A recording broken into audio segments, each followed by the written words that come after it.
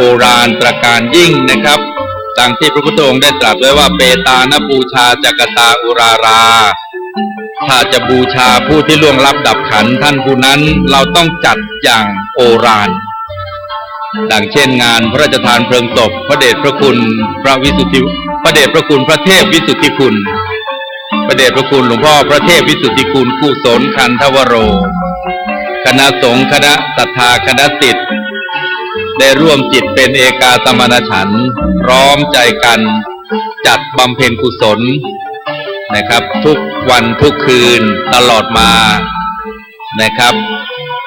และเมื่อถึงเวลาทรงพระกรุณาโปรดพระราชทานเพลิงศพในวันนี้เวลา 15 นาฬิกาคณะสงฆ์คณะศิษย์คณะศรัทธาเดินทางมาเพื่อกราบไหว้บูชาพระเดชพระคุณและก็จัดพิธีกรรมดำเนินพิธีการอย่างโอฬารต้องบูชาให้โอฬารตระการยิ่งบูชาจริงให้ยิ่งใหญ่โลกได้รู้พระเดชพระคุณพระเทพวิสุทธิคุณเป็นพระเถระผู้ประเสริฐต้องเชิดชูบูชาอยู่อย่างพิญโยโอฬารจริงนี่คือเปตานบูชาจักตาอุราราเป็นการปฏิบัติตามพระพุทธดำรัสที่ตรัสเอาไว้เพราะฉะนั้นการบูชายิ่งใหญ่ใหญ่ยิ่งล้านนาเชียงใหม่เป็นต้นได้จัดถวายสักการะบูชาตามพระพุทธดำรัสที่ตรัสไว้ทุกประการปราสาทนกหัสดีลิงยิ่งใหญ่แล้วก็ใหญ่ยิ่งเป็นการบูชาจากหัวใจจริงๆคณะสงฆ์คณะศิษย์มีจิตเป็นเอกาสมณฉันท์เป็นสามัคคีจึงปรากฏการบูชาอย่างนี้เป็นการบูชาที่เป็นแบบแผนแบบธรรมเนียมแล้วก็แบบฉบับสมกับเมตตาที่พระเดชพระคุณหลวงพ่อพระเทพวิสุทธิคุณได้มอบให้กับคณะสงฆ์เชียงใหม่กับประชาชนชาวเชียงใหม่ดังเช่นที่กระผมได้น้อมนำเอาลิขิตในเจ้าพระคุณสมเด็จผู้ปฏิบัติหน้าที่สมเด็จพระสังฆราชก็ดีในลิขิตที่เจ้าพระคุณสมเด็จพระพุทธาจารย์กรรมการมหาเถรสมาคมเจ้าคณะใหญ่หนตะวันออกได้ประทานไว้ก็ดีในลิขิตที่พระเดชพระคุณพระวิสุทธิวงศาจารย์เจ้าคณะใหญ่หนเหนือได้ประทานเอาไว้ในหนังสืออนุสรณ์ก็ดีและรวมทั้งพระสงฆ์สมณศักดิ์ทั้งปวงกล่าวโดยเฉพาะเถรธรรมพระเดชพระคุณหลวงพ่อพระเทพวิสุทธิคุณที่ท่านเจ้าคุณพระเทพสิงหวราจารย์รองเจ้าคณะจังหวัดเชียงใหม่วัดพระสิงห์ได้มีลิขิตจากหัวจิตหัวใจนะครับซึ่งพระเดชพระคุณได้สัมผัสโดยตรงในขณะที่สนองงานในตำแหน่งเลขานุการเจ้าคณะจังหวัดเชียงใหม่เมื่อ10 กว่าปีที่ผ่านมา10 กว่าปีที่ผ่านมาก็คือพระเดชพระคุณหลวงพ่อพระเทพวิสุทธิคุณรูปนี้ครับเป็นเจ้าคณะจังหวัดเชียงใหม่รูปที่10นะครับ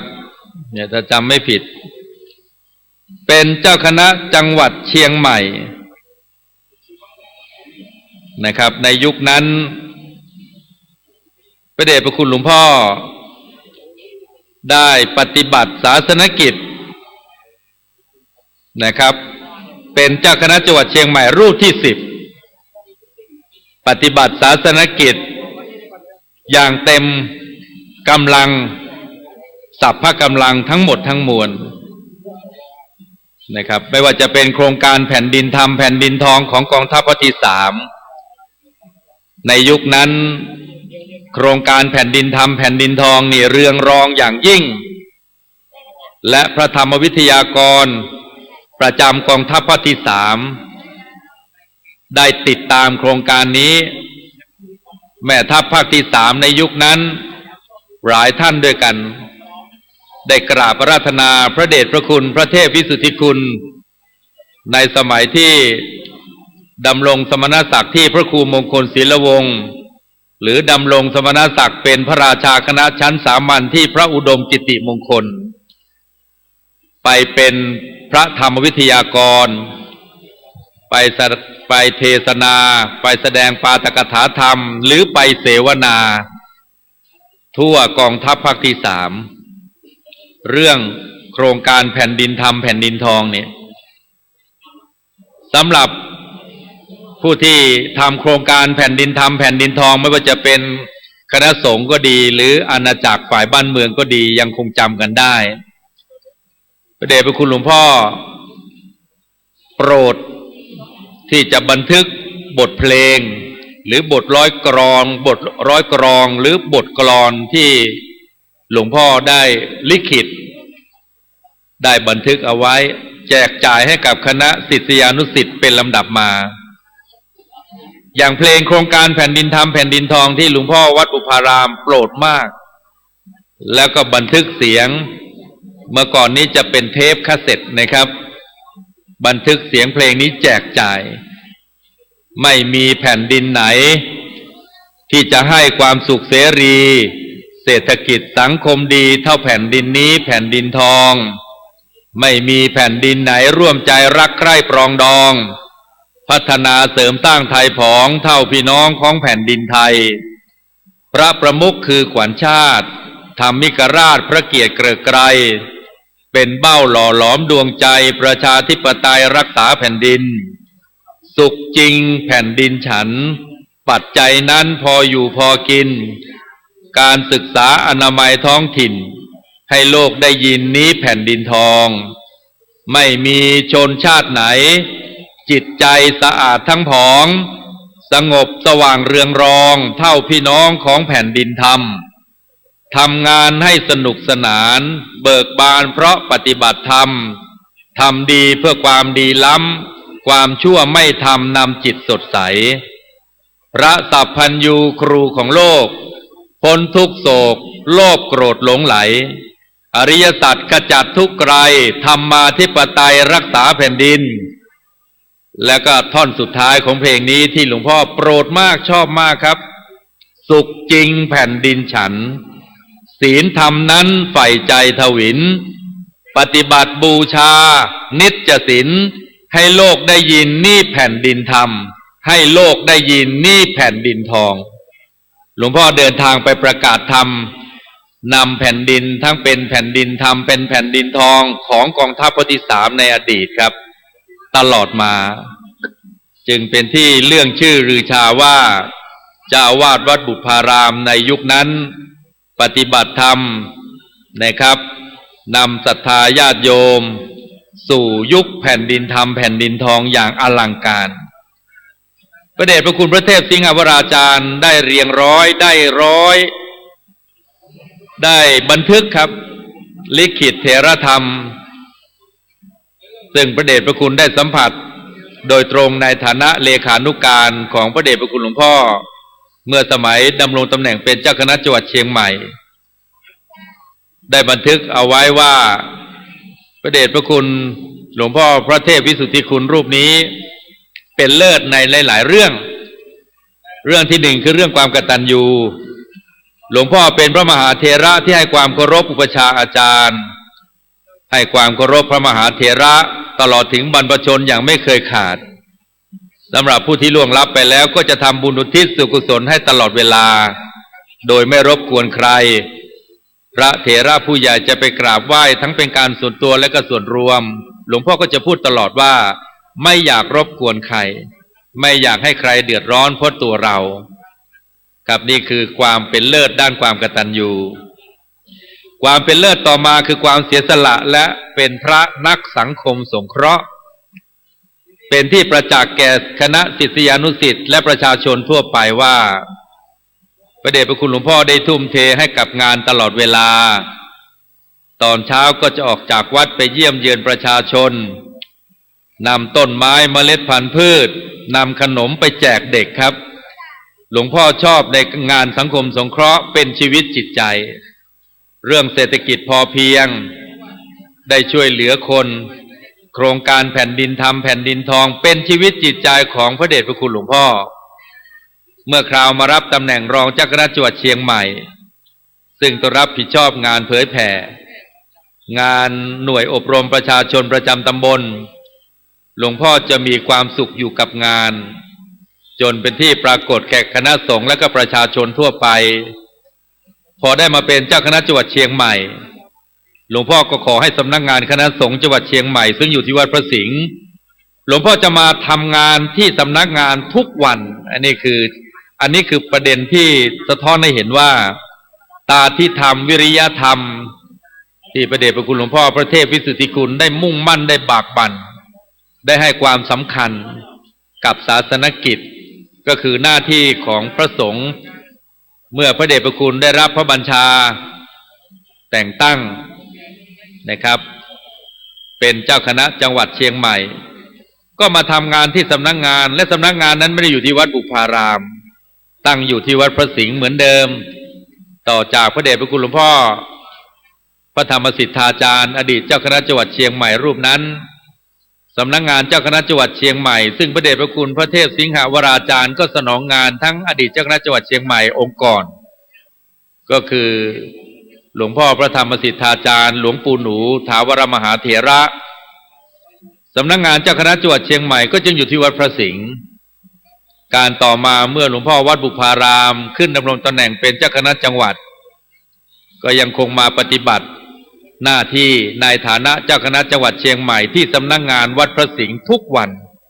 เหมือนข้าราชการไปทำงานที่สำนักงานหลวงพ่อได้เสียสละทุนทรัพย์สนับสนุนการศึกษาพระปริยัติธรรมทั้งแผนกธรรมทั้งแผนกบาลีแล้วก็เป็นพระเถระที่ส่งเสริมศูนย์เด็กก่อนเกณฑ์ในวัดซึ่งหลวงพ่อได้ทุ่มเทมาตลอดชนชีพของพระเดชพระคุณนะครับนี่คือความเป็นเลิศต่อมาคือความเป็นเลิศทางด้านความเมตตา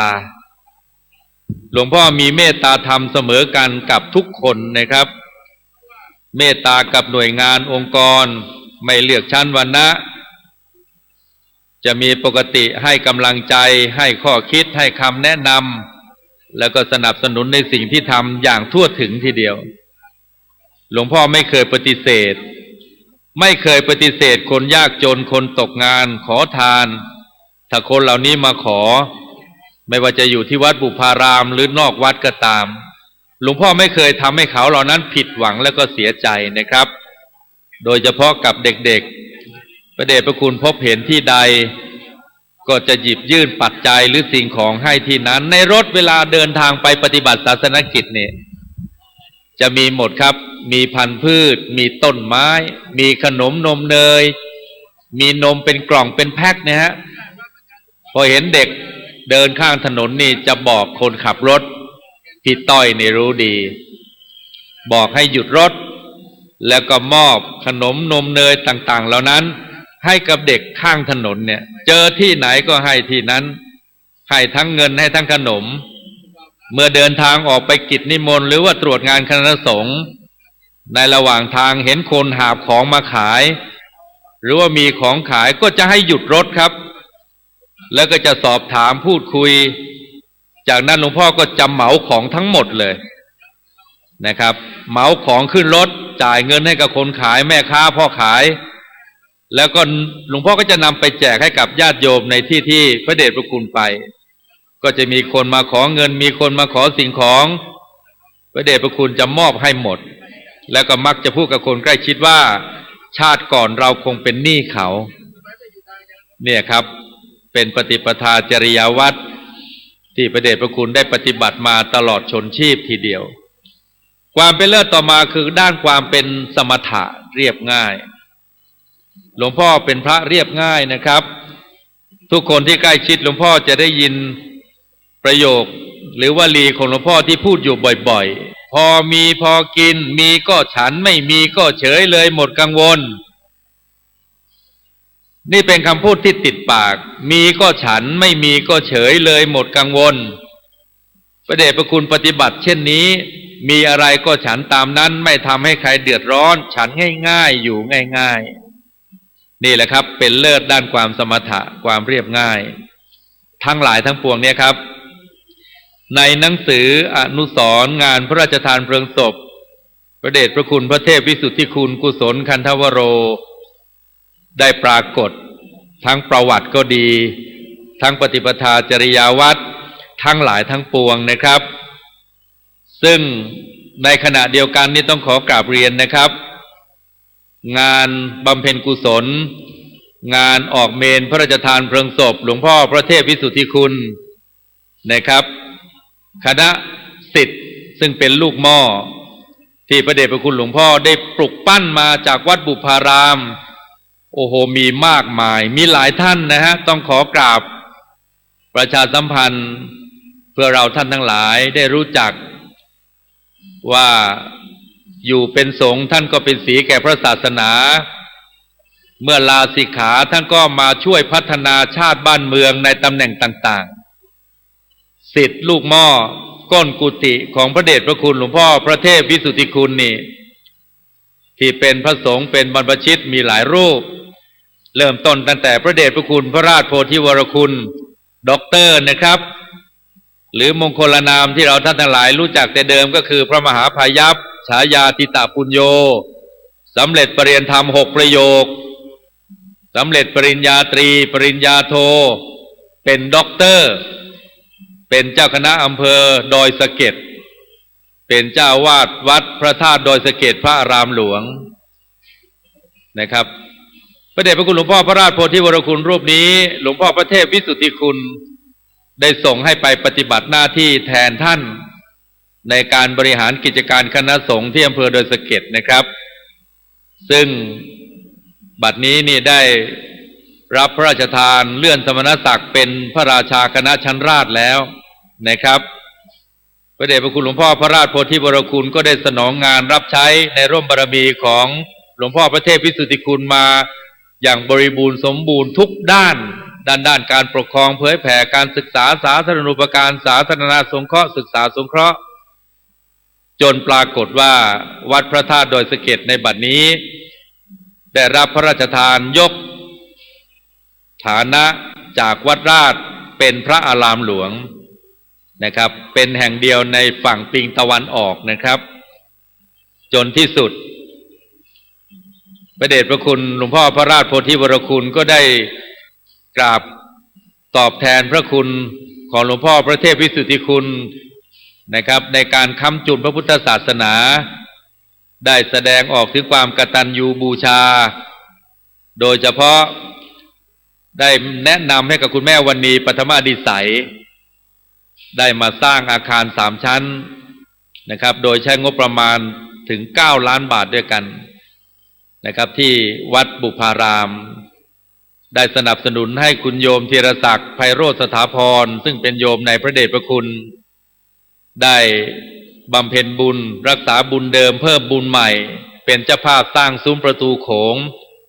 สิ้นทุนทรัพย์500,000 บาทและก็อีกหลากหลายกตัญญูบูชา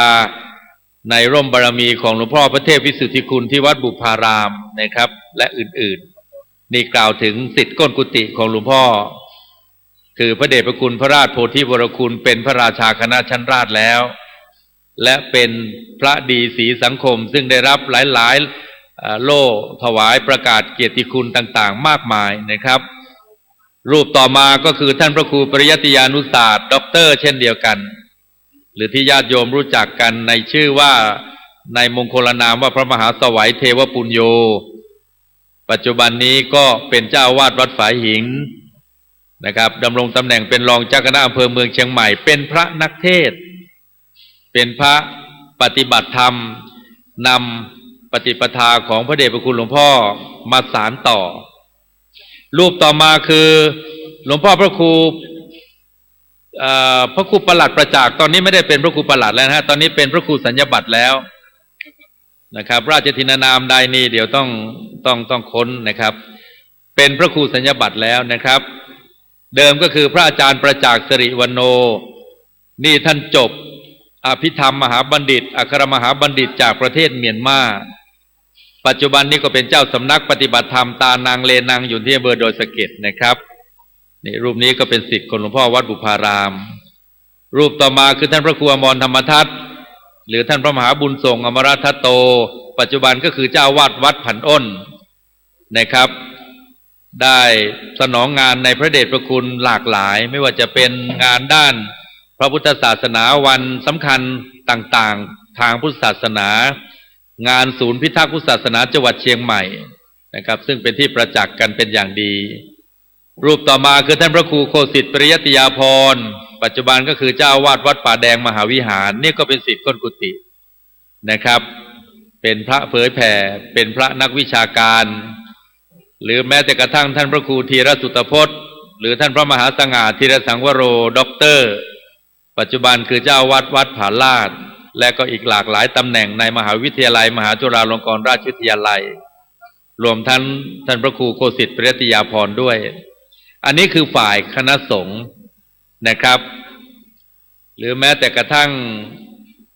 ปัจจุบันนี้เจ้าวาดวัดบุพารามนะครับก็เป็นศิษย์ในพระเดชพระคุณท่านพระมหาดวงรัตน์นะครับซึ่งได้สืบสารงานของพระเดชพระคุณดำรงตำแหน่งเป็นเจ้าวาดวัดบุพารามรูปปัจจุบันพระมหาดวงรัตน์กิตรัตโนปเรนธรรม9ประโยคในฝ่ายคฤหัสถ์ญาติโยมนั้นเมื่อลาพรตก็มาปรากฏเป็นบุคคลซึ่งทำงานด้านสังคมประสบความสำเร็จเป็นนักวิชาการเป็นนักทำงานที่เรียกกันว่ามืออาชีพนะครับอย่างเช่นท่านอาจารย์สังวรฟองคำนี่เป็นอาจารย์โรงเรียนธรรมราชศึกษาเดินทางไปสำเร็จปริญญาโทจากประเทศอินเดียเป็นศิษย์ก้นกุฏิของพระเดชพระคุณนะครับท่านรองศาสตราจารย์ดร.วิโรจน์อินทนนท์นี่บุคคลท่านนี้ก็เป็นบุคคลสำคัญไม่ธรรมดาเช่นกันนะครับสาธุครับโอ้ร่วมทำบุญในวันคล้ายวันเกิดท่านดร.จินตนาชัยชมพูนะครับท่านดร.จินตนาชัยชมพูร่วมทำบุญลงทานนะครับกราบอนุโมทนานะครับท่านดร.จินตนาชัยชมพูและครอบครัวนะครับทำบุญวันคล้ายวันเกิดท่านนะครับก็ขอบุญนี้กุศลนี้บารมีนี้ขอท่านและครอบครัวเจริญชีพก้าวไกลในชีวิตเจริญกิจรุ่งเรืองเฟื่องสดใสเจริญลักษณ์เลิศล้ำอิ่มอำไพเจริญจิตเจริญใจสุขีตลอดปีตลอดไปสาธุอนุโมทามิครับท่านครับเดี๋ยวจะมอบให้กับผู้ที่เกี่ยวข้องต่อไปนะครับทำบุญสังฆทานกับทำบุญโรงทานเป็นการรักษาบุญเดิมเพิ่มบุญใหม่ขออนุโมทนากับท่านดร.จินตนาชัยชมพูและครอบครัวนะครับพูดถึงรองศาสตราจารย์ดร.วิโรจน์อินทนนท์ท่านนี้นี่ก็มีผลงานด้านวิชาการโอ้หลายสิ่งหลายประการครับกรรมฐานล้านนาบทสวดและวิธีปฏิบัติหนังสืออนุสรณ์งานพระราชทานเพลิงศพหลวงพ่อเนี่ยครับนี่ก็ท่านทั้งหลายจะได้รับนะครับเป็นผลงานของลูกศิษย์ก้นกุฏิรองศาสตราจารย์ดร.วิโรจน์อินทนนท์หลายท่านครับดร.สายันอินปัญใจเนี่ยอาจารย์ประดิษฐ์ปัญญาจีนโอ้สาธุครับเนี่ยอาจารย์ประดิษฐ์ปัญญาจีนอาจารย์สมัครใจมาแก้วแล้วก็บุคคลท่านนี้ครับที่ต้องกล่าวไม่กล่าวไม่ได้อาจารย์เทวันเอกจันทร์นะครับปรริญญาธรรม9ประโยคหรือพระมหาเทวันวิสุทธิจารีในอดีตเนี่ยแหละครับนี่เป็นปรริญญาธรรม9ประโยคในร่มเมตตาร่มบารมีของพระเดชพระคุณหลวงพ่อพระเทพวิสุทธิคุณนะครับอาจารย์เทวันเอกจันทร์หรือเอกจันทร์นี้ก็คือศิษย์เอกท่านหนึ่งได้สืบสารได้รักษามรดกธรรมล้ำเลิศชีวิตของท่านจึงมาบรรเจิดในเพศคฤหัสถ์ญาติโยมเป็นอาจารย์ของมหาวิทยาลัยมหาจุฬาลงกรณราชวิทยาลัยวิทยาเขตเชียงใหม่นะครับสำคัญท่านหนึ่งหลายรูปนะครับอีกรูป2รูปนี่ก็ต้องกล่าวถึงนะฮะพระเดชพระคุณพระเทพสิงหวราจารย์นี่ก็ผมกราบเรียนไปแล้วนะครับนอกจากจะเป็นรองเจ้าคณะจังหวัดเชียงใหม่เป็นเจ้าอาวาสวัดพระสิงห์อีกตำแหน่งหนึ่งครับซึ่งเป็นตำแหน่งที่พระเดชพระคุณหลวงพ่อได้เคยดำรงมาก่อนคือรองอธิการบดีมหาวิทยาลัยมหาจุฬาลงกรณราชวิทยาลัยวิทยาเขตเชียงใหม่นี่ครับท่านผู้การบัญชาเศรษฐกรพร้อมกับพี่น้อยเดินทางมาโอ้สาธุอนุโมทนาด้วยครับพี่ครับคุณนายน้อยมาตั้งโรงทานผู้การ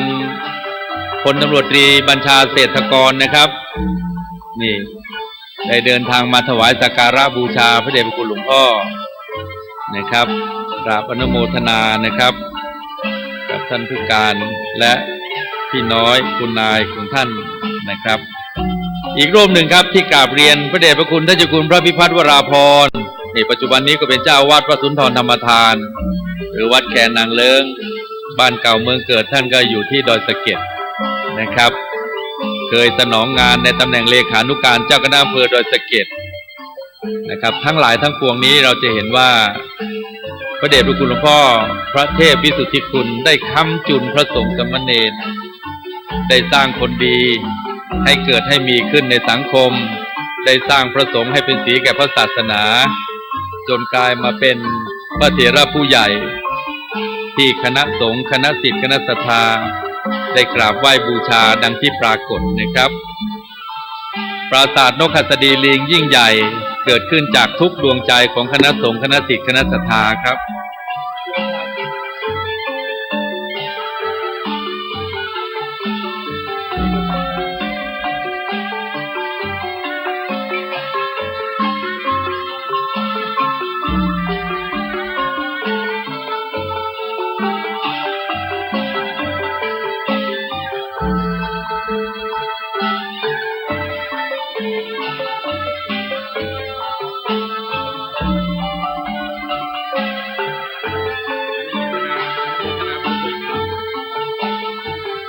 ครับทั้งหลายทั้งปวงนี้นะครับก็จะมีพิธีกรเป็นพิธีกรกิตติมศักดิ์นะครับเป็นน้องกันเป็นพี่กันเราร่วมกันมุ่งมั่นตั้งใจสนองงานของคณะสงฆ์นะครับอย่างอาจารย์ณัฐพลเป็นต้นเดี๋ยวเราก็จะได้ช่วยกันนะครับกราบเรียนประชาสัมพันธ์นะครับเรื่องราวต่างๆความสำคัญสาระต่างๆสลับผัดเปลี่ยนหมุนเวียนกันทั้งนี้ก็ด้วยความยึดมั่นกตัญญูเชิดชูพระเดชพระคุณหวังที่จะได้ช่วยกันค้ำจุนพระพุทธศาสนาแม้ลาพรตมาแล้วก็มาร่วมกันพัฒนาชาติบ้านเมืองนะครับในหน้าที่ของอุบาสกก็เรียนเชิญได้ร่วมกันประชาสัมพันธ์อาจารย์ณัฐพลเชิญนะครับ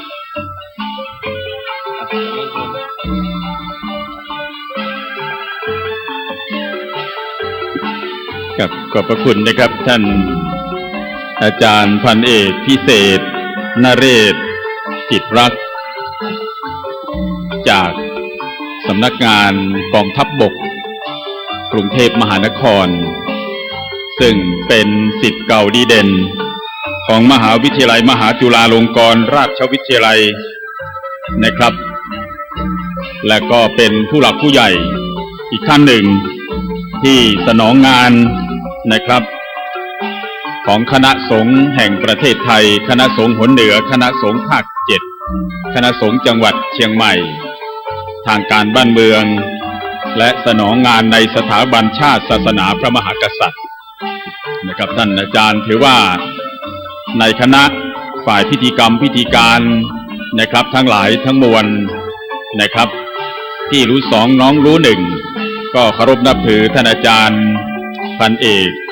พิเศษนเรศจิตรักในฐานะที่เป็นอาจารย์ใหญ่ก็แล้วกันนะครับในด้านพิธีกรรมพิธีการทั้งหลายทั้งมวลท่านอาจารย์พันเอกวิรสิทธิ์จันแดงจากมณฑลทหารบกที่33จังหวัดเชียงใหม่อีกท่านหนึ่งนะครับอาจารย์พันโทประยูนทนสูงเนินนะครับจากพลร7นะครับกองทัพภาคที่3นะครับและก็เจ้าหน้าที่ฝ่ายอนุศาสนาจารย์นะครับหลายคนหลายท่านนะครับที่ร่วมด้วยช่วยกันในงานสนองงานคณะสงฆ์ทางการบ้านเมืองและก็ในสถาบันชาติศาสนาพระมหากษัตริย์ขอบพระคุณไว้ณโอกาสนี้นะครับท่านจะได้รับประทานอาหารกลางวันสับเปลี่ยนหมุนเวียนเนื่องจากในขณะนี้ถ่ายทอดสดไปทั่วโลกนะครับในวิทยุและโทรทัศน์ดาวเทียม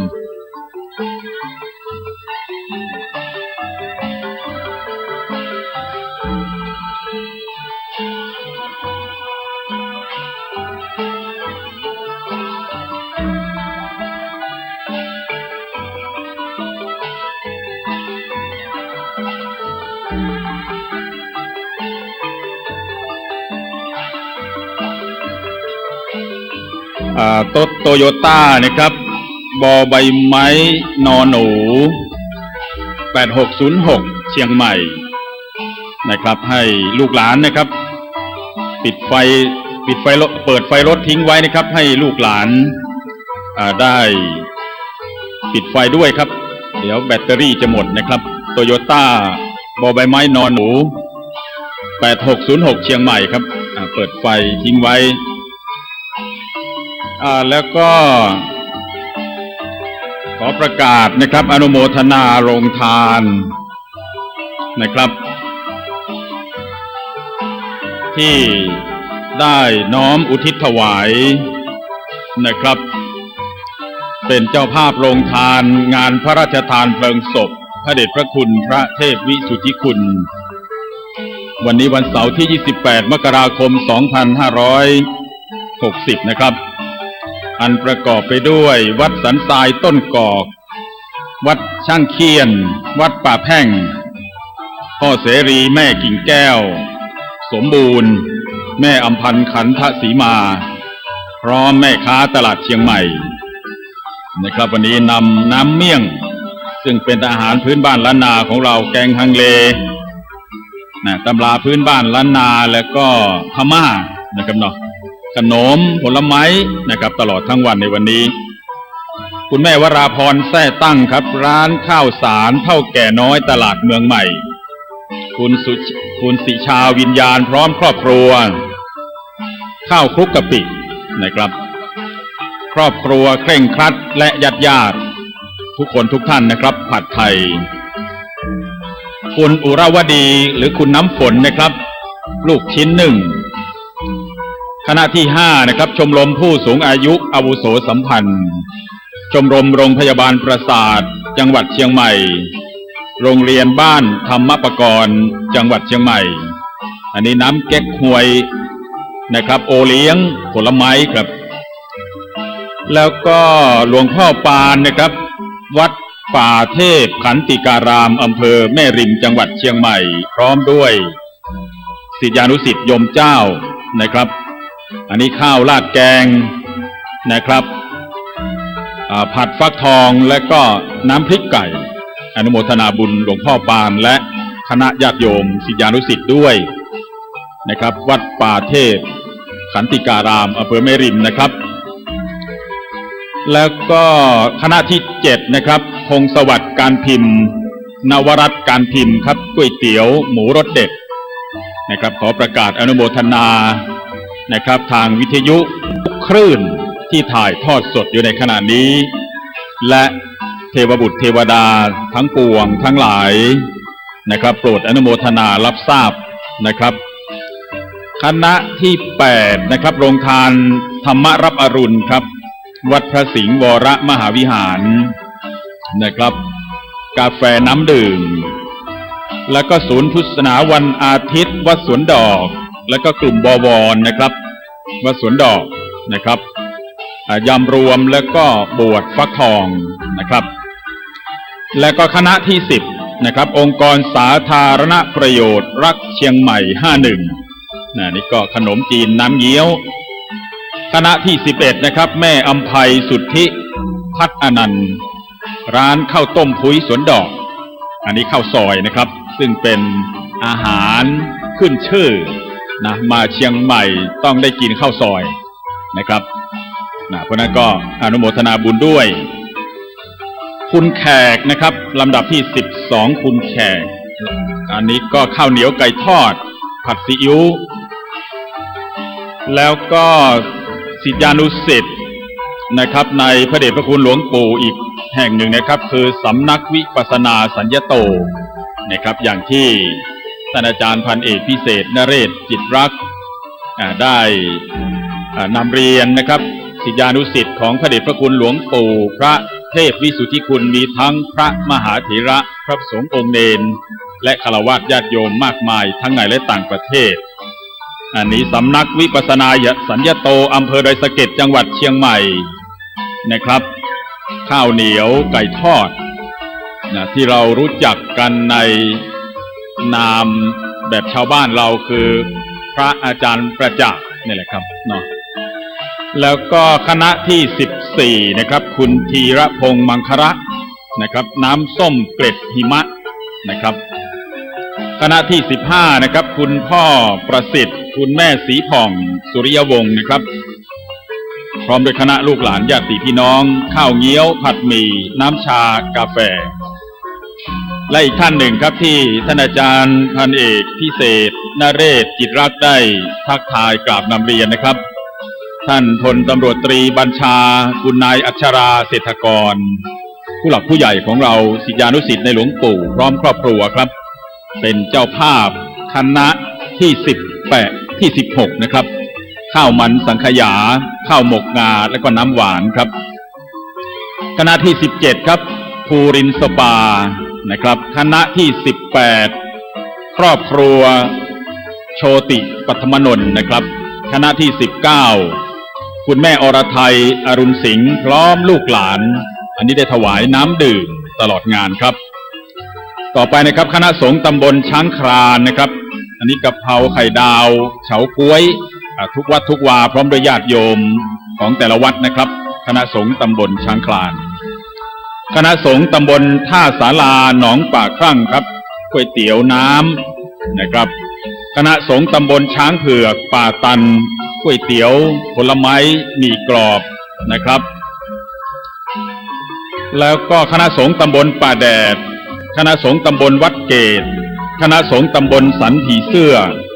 คณะสงฆ์ตำบลหายาคณะสงฆ์ตำบลแม่เหี่ยคณะสงฆ์ตำบลฟ้าห้ามคณะสงฆ์ตำบลหนองหอยนะครับคือคณะสงฆ์อำเภอเมืองเชียงใหม่ทุกตำบลทุกวัดนะครับร่วมเป็นเจ้าภาพใหญ่ลงทานด้วยนะครับแล้วก็ลำดับที่20นะครับร้านดำรงกาดหลวงครับ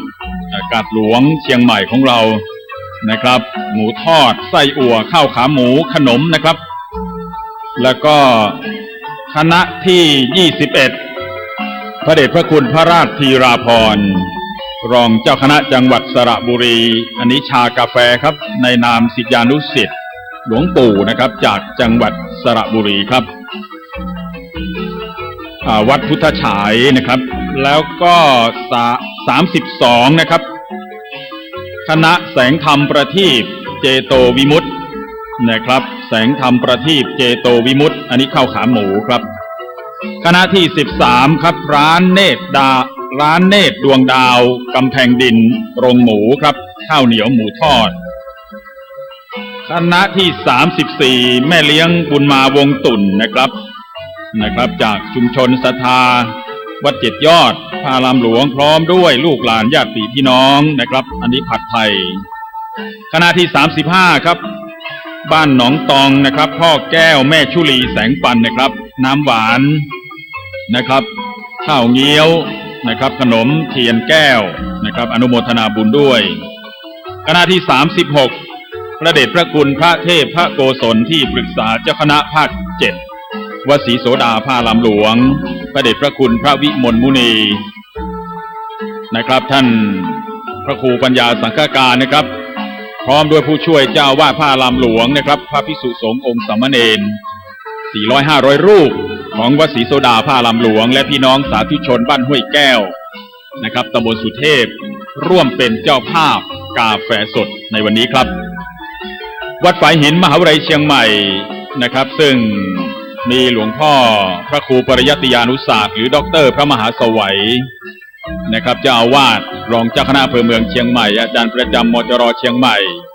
พระครูสมุวิสุวัฒน์วรกิจโจผู้อำนวยการสถานีที่เป็นแม่ข่ายในการถ่ายทอดสดในวันนี้พร้อมด้วยพระภิกษุสงฆ์องค์สามเณรศิษยานุศิษย์วัดฝายหินมหาวิทยาลัยเชียงใหม่ร่วมเป็นเจ้าภาพลงทานด้วยนะครับเป็นข้าวมันไก่น้ำแข็งใสนะครับแล้วก็วัดโป่งน้ำร้อนนะครับอำเภอดอยสะเก็ดจังหวัดเชียงใหม่นะครับข้าวต้มมัดน้ำดื่มนะครับครอบครัวเคหังครอบครัววิพาทวิชยะ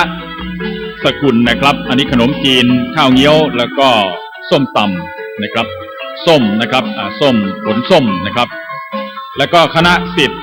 พระเดชพระคุณนะครับพระพรหมมงคลหลวงปู่ทองนะครับที่ปรึกษาเจ้าคณะภาค7วัดพระธาตุสีจอมทองพร้อมด้วยศิษยานุศิษย์โยมเจ้าพี่น้องสายใต้นะครับวัดพระธาตุสีจอมทองทุกคนทุกท่านส้มตำข้าวเหนียวหมกไก่นะครับศรัทธาวัดพันอ้นครับ โดยพระครูอมรธรรมทัศน์ซึ่งเป็นลูกศิษย์ลูกหาของหลวงปู่อีกรูปหนึ่งพร้อมด้วยพี่น้องศรัทธาวัดพันอ้นในเมืองเชียงใหม่อันนี้น้ำชากาแฟนะครับศรัทธาวัดป่าแพ่งนะครับวัดป่าแพ่งและคณะศรัทธาวัดป่าแพ่งนะครับลูกชิ้นนึ่งขนมครกคุณพรสิริพรหมกันธาและคณะมีกรอบนะครับวัดพระธาตุดอยสะเก็ดพระอารามหลวงนะครับนำโดยพระเดชพระคุณพระราชโพธิวรคุณเจ้าคณะอำเภอดอยสะเก็ดเจ้าอาวาสวัดพระธาตุดอยสะเก็ดพระอารามหลวงจังหวัดเชียงใหม่พร้อมด้วยพระเถรานุเถระศิษยานุศิษย์โยมเจ้านะครับอำเภอดอยสะเก็ดศรัทธาสาธุชนทุกครัวเรือนนะครับเป็นเจ้าภาพข้าวมันไก่400ชุดนะครับแล้วก็ข้าวหลามซึ่งเป็นอาหารผลิตภัณฑ์นะครับเป็นอาหารประจำเมืองเหนือครับข้าวหลามนะครับ150ชิ้นนะครับวัดเกาะกลางนะครับโดยพระครูบาบุญหลวงนะครับวัดป่าแดดตำบลป่าแดดนะครับอำเภอเมืองจังหวัดเชียงใหม่ข้าวมันไก่นะครับฝีมือนกหัสดีลิงอันพิจิตรวิสดารสวยงามศักดิ์สิทธิ์นี้ก็เป็นฝีมือครูบาบุญหลวงวัดเกาะกลางพร้อมด้วยศิษยานุศิษย์เช่นเดียวกันนะครับคุณแม่จันดีกุศลนะครับและคณะอันนี้ลาบคั่วนะครับเนาะเป็นอาหารขึ้นชื่อมือหนึ่งของทางเหนือแล้วก็พี่หนานวุฒิชาติคำปันนะครับรองผู้อำนวยการสถานีวิทยุ FM 96วัดพระธาตุดอยสุเทพไอศกรีม 1,000 ชุดและ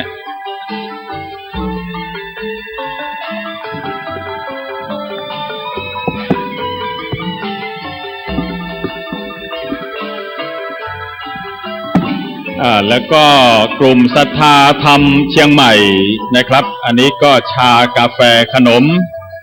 นะครับคุณศิระพัฒสอนศรีมากสุขนะครับอันนี้น้ำหวานแล้วก็โรงเรียนคำเที่ยงอนุสรณ์นะครับวัดบ้านปิ่งและคณะอันนี้สลับเป่า 1,000 ลูก750 ลูกนะครับวัดต้นเป็นข้าวขาหมูครับสิริพรเภสัชอำเภอสันกำแพงจังหวัดเชียงใหม่อันนี้ไอศกรีมนะครับคุณยุพินศรีดวงอินนะครับวัดวังสิงคำนะครับวัดวังสิงคำก็หลวงพ่อพระครูวิสิทธิ์ศรีลาภรณ์นะครับวัดวังสิงคำตำบลป่าแดดเจ้าคณะตำบลป่าแดดพร้อมด้วยพี่น้องศรัทธาจากวัดวังสิงคำนะครับข้าวผัดและก็น้ำดื่มร่วมเป็นเจ้าภาพนะครับวัดพันแหวนครับพระอาจารย์ด็อกเตอร์ของเรานะครับพระครูสิริปริยัตยานุศาสตร์นะครับผู้อำนวยการวิไลสงฆ์เชียงใหม่ผู้ช่วยเลขานุการเจ้าคณะจังหวัดเชียงใหม่นะครับรองเจ้าคณะตำบลพระสิงห์เขต2พร้อมด้วยพี่น้องศรัทธาสาธุชนวัดพันแหวนทุกผู้ทุกนามทุกท่านนะครับไอศครีมนะครับนางสาวช่อเงินนะครับร้องนาคนะคุณวันเพ็ญศิริกุลโยภาสนะครับถ้าอ่านผิดก็ขอประธานอภัยนะครับคุณวันเพ็ญคุณศิริกุลโยภาสอันนี้ซาลาเปา300 ลูกนะครับขออนุโมทนาบุญกุศลอันยิ่งใหญ่นะครับแล้วก็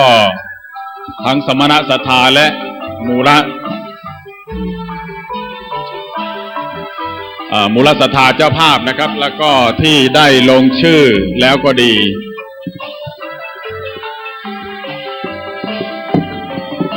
แล้วก็ยังไม่ได้ลงชื่อก็ดีนะครับก็จะได้ประกาศนะครับทางสถานีวิทยุนะครับไปตลอดอีก7 วันนะครับประกาศอนุโมทนาทางคลื่น FM 104.50 เมกะเฮิรตซ์วัดฝายหินแล้วก็ขณะนี้ก็เกาะติดเครือข่ายสัญญาณถ่ายทอดสดไปทั่วโลกนะครับสถานีวิทยุศาสนาแห่งชาติสังคมจริยธรรมวัฒนธรรมคุณธรรมจังหวัดเชียงใหม่วัดพระธาตุดอยสุเทพราชวรวิหารจังหวัดเชียงใหม่ในเมตตาบารมีธรรมพระเดชพระคุณพระธรรมเสนาบดีรองเจ้าคณะภาค7วัดพระธาตุดอยสุเทพนะครับ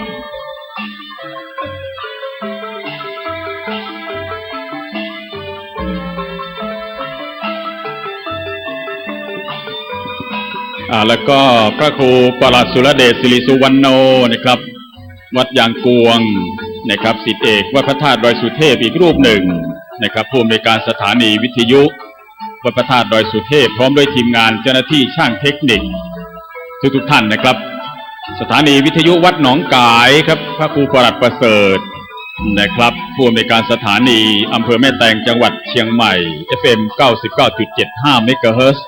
ถ่ายทอดสดสถานีวิทยุเครือข่ายขึ้นกัลยาณธรรมจังหวัดเชียงรายลำปางแพร่วิทยุชุมชนคนนาน้อยน่านและก็ในเมืองน่านอีกนะครับลำพูนแม่ฮ่องสอนภาคอีสานภาคกลางภาคใต้ภาคตะวันตกก็ติดลิงก์สัญญาณนะครับแล้วก็รับชมรับฟังอยู่ทางนะครับประเทศอินเดียเนปาลนะครับประเทศอังกฤษวัดพระสิงห์ UK กดไลค์กดแชร์กดไลค์กันตลอดนะครับวัดพระสิงห์ UK ในวัดสาขาของวัดพระสิงห์วรมหาวิหารจังหวัดเชียงใหม่วัดพระธาตุดอยสุเทพเยอรมันนะครับแล้วก็วัดศรีโสดานะครับสาขาในต่างประเทศแล้วก็วัดอื่นๆอีกมากมายนะครับวัดปากน้ำที่ญี่ปุ่นนะครับแล้วก็ประเทศอื่นๆครับพี่น้องหลวงพระบางนะครับกดไลค์กดแชร์มาทาง Facebook Live ที่ถ่ายทอดสดในขณะนี้นะครับอีกเป็นจำนวนมากนะครับก็บุญกุศลถึงพี่น้องหลวงพระบางเมืองหลวงแห่งแรกของประเทศลาวด้วยนะครับนครเวียงจันทร์นะครับสบายดีนะครับหลวงพระบางนะครับเพราะฉะนั้นก็พม่าเมียนมานะครับเชียงตุงพี่น้องเชียงตุง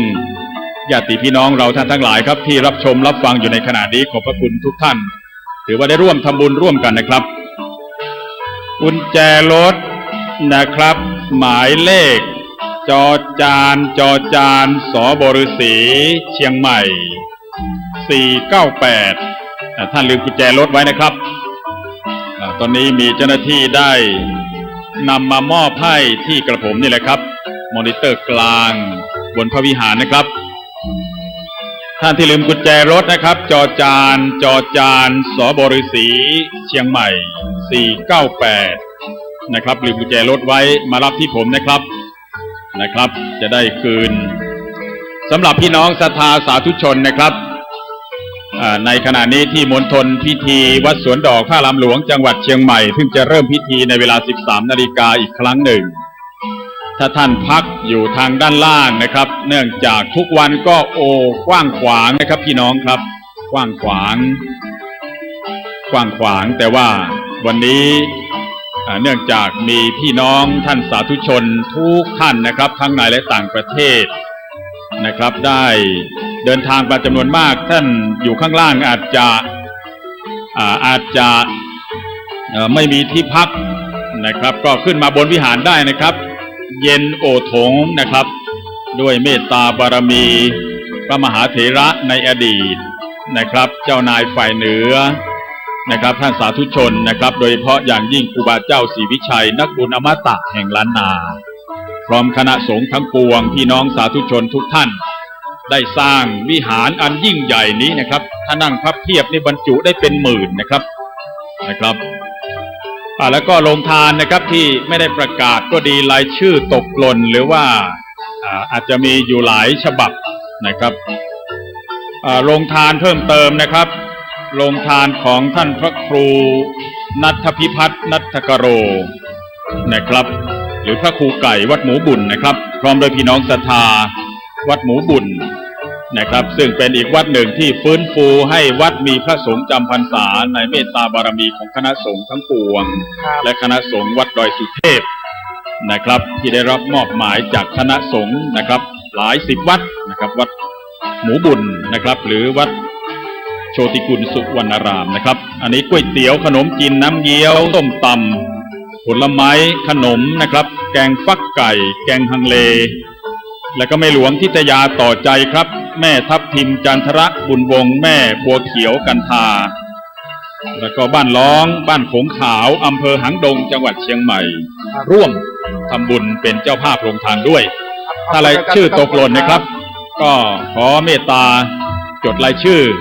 มาแจ้งกระผมนะครับอาจารย์ณัฐพล ลึกสิงแก้วจากมจร.เชียงใหม่ นะครับ ขอบคุณอาจารย์รัต ฝ่าย พ พิ ล ธีกรรมพิธีการจังหวัดเชียงใหม่ก็จะได้เพิ่มเติมอนุโมทนานะครับ ให้ทุกท่านทั่วโลกนะครับได้รับทราบ ครับขอบคุณอาจารย์รัตพลลึกถึงแก้วอาจารย์ประจำคณะครุศาสตร์ พร้อมกันนั้นนะครับสถานีวิทยุมหาจุฬาเชียงใหม่นะครับ FM นะครับFM 106.0 เมกะเฮิรตซ์นะครับมหาจุฬาเชียงใหม่ก็ได้เกาะเครือข่ายสัญญาณลิงก์นี้ด้วยนะเพื่อถวายพระเดชพระคุณหลวงปู่และถวายคณะสงฆ์สนองในสถาบันชาติศาสนาพระมหากษัตริย์นะครับแล้วก็กำหนดการพิธีพระราชทานเพลิงศพนะครับในตอนบ่ายนะครับก็จะเริ่มตั้งแต่เวลา 13 นาฬิกาเป็นต้นไปจึงขอกราบนำเรียนท่านสาธุชนให้รับทราบนะครับพิธีทอดผ้าไตรบังสุกุลนะครับพิธีทอดผ้าบังสุกุลจำนวน40ไตรครับอาจจะเริ่มในเวลา 13 นาฬิกานะครับครับขอบคุณอาจารย์รัตพลมากครับอาจารย์รัตพลครับข้างล่างขออนุญาตใช้เสียงประชาสัมพันธ์เพื่อบอกกล่าวกับท่านที่เพิ่งเดินทางมาถึงจะได้บูชาผ้าไตรบูชาฟืน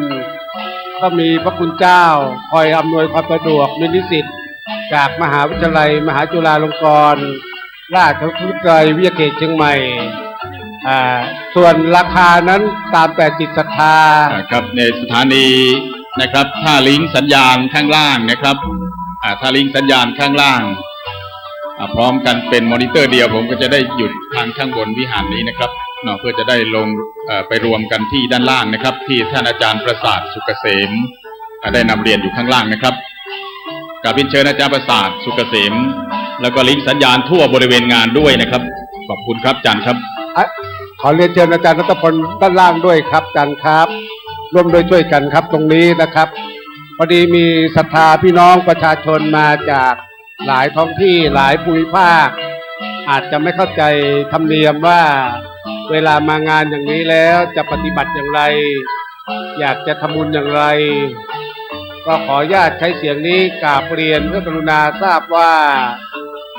ท่านสามารถบูชาผ้าไตรบูชาฟืนเพื่อประกอบพิธีพระราชทานเพลิงในภาคบ่ายวันนี้ได้ที่เต็นท์ด้าน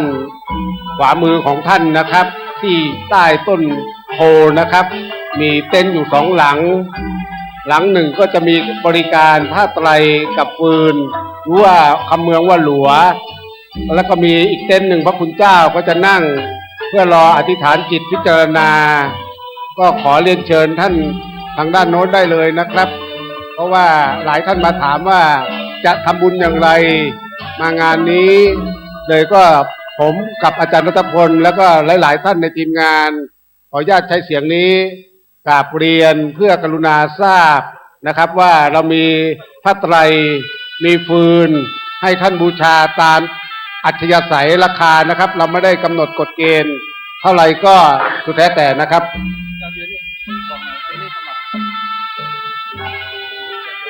สำหรับท่านที่นั่งอยู่ในเต็นท์นี้นะครับขอความกรุณานะครับเป็นเต็นท์พระคุณเจ้าทั้งหมดครับท่านช่วยลุกไปอยู่ทางด้าน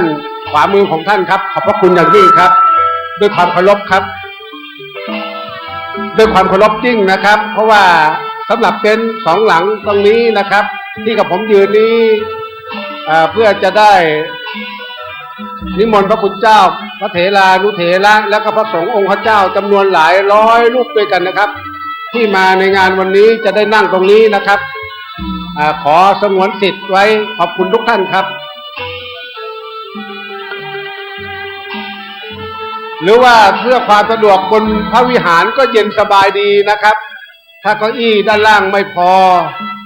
บนพระวิหารวัดสวนดอกซึ่งเป็นพระวิหารที่ใหญ่ที่สุดในล้านนาสร้างโดยครูบาศรีวิชัยนะครับเสาทั้งหมด56 ต้นเป็นพระวิหารที่ใหญ่ที่สุดนะครับก็เชิญท่านอยู่บนพระวิหารก็ได้นะครับถ้าเกิดเก้าอี้ไม่พอด้านล่างอาจารย์รัตพลครับมาร่วมด้วยช่วยกันตรงนี้ด้วยนะครับอาจารย์ครับขอบคุณครับ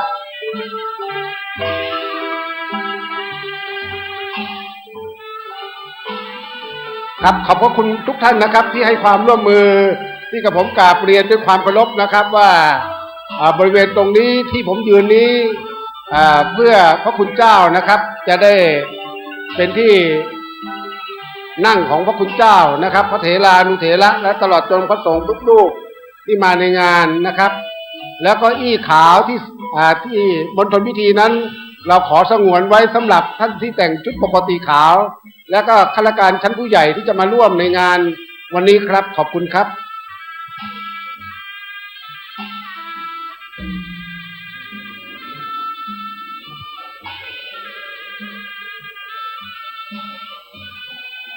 สถานที่กว้างขวางแต่ว่าคับแคบไปโดยปริยาย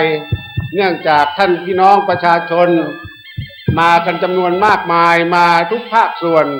ในภาคเช้าและภาคบ่ายในวันนี้นะครับ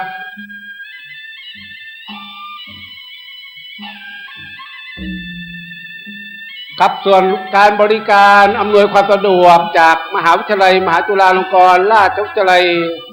วิทยาเขตเชียงใหม่ในเรื่องของผ้าไตรและก็ฟืนนะครับอยู่ที่เต็นท์ใต้ต้นโพนะครับท่านไปใช้บริการได้ส่วนราคานั้นเราไม่ได้กำหนดกฎเกณฑ์และแต่ท่านจะทำบุญร่วมในพิธีพระราชทานเพลิงศพพระเดชพระคุณหลวงพ่อพระเทพวิสุทธิคุณในภาคบ่ายวันนี้นะครับซึ่งมีนิสิตจากมหาวิทยาลัยมหาจุฬาลงกรณราชวิทยาลัยวิทยาเขตเชียงใหม่คอยอำนวยความสะดวกให้กับทุกท่านนะครับที่ไปบูชาผ้าไตรและก็ฟืนนะครับเพื่อใช้ประกอบพิธีพระราชทานเพลิงศพในภาคบ่ายครับ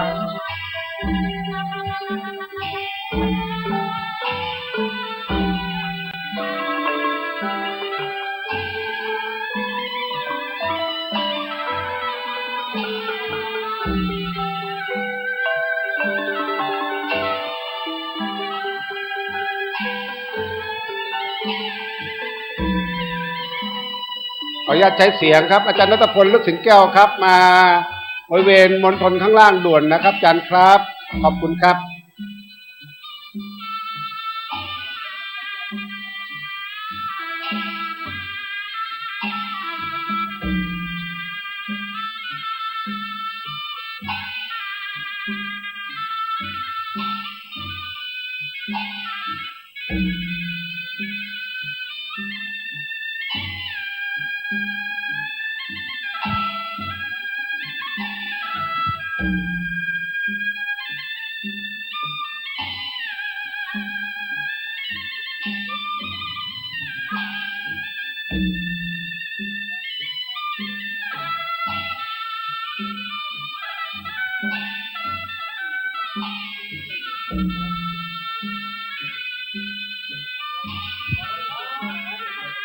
ครับขอบคุณครับเดี๋ยวจะได้ให้อาจารย์ณัฐพล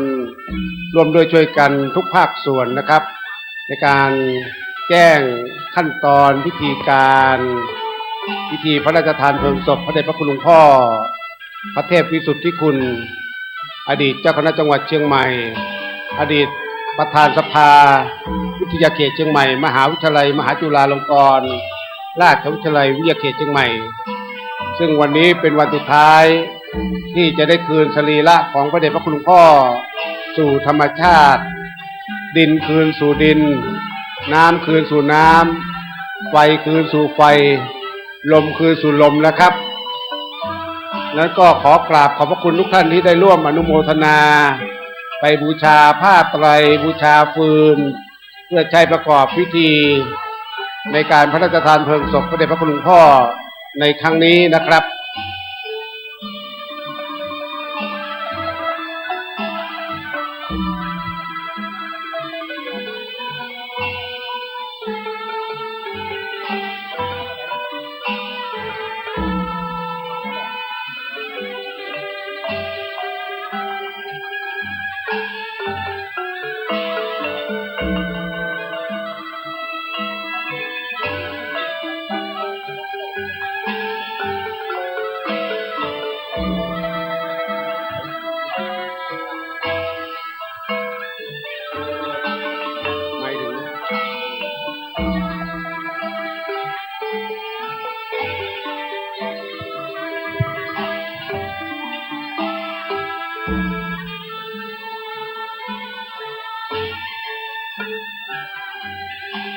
ครับฝ่ายพิธีกรจะใช้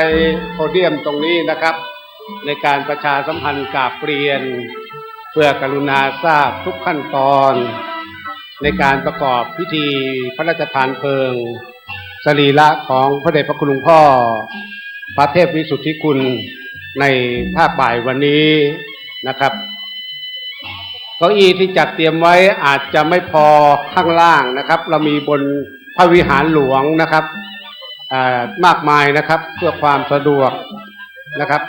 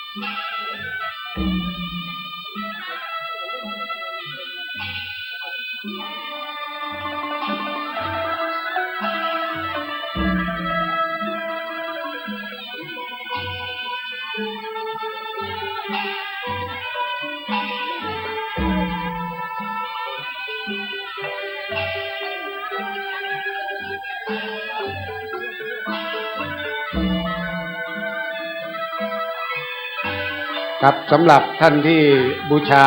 ผ้าไตรแล้วก็หลัวนะครับหรือว่าฟืนเชิญทางด้านหลังผมกับอาจารย์รัตพลตรงนี้นะครับที่จะได้บริการและอำนวยความสะดวกและตลอดจนพระสงฆ์นั้นจะได้อธิษฐานจิตพิจารณาให้พรเลยนะครับตอนนี้นะครับ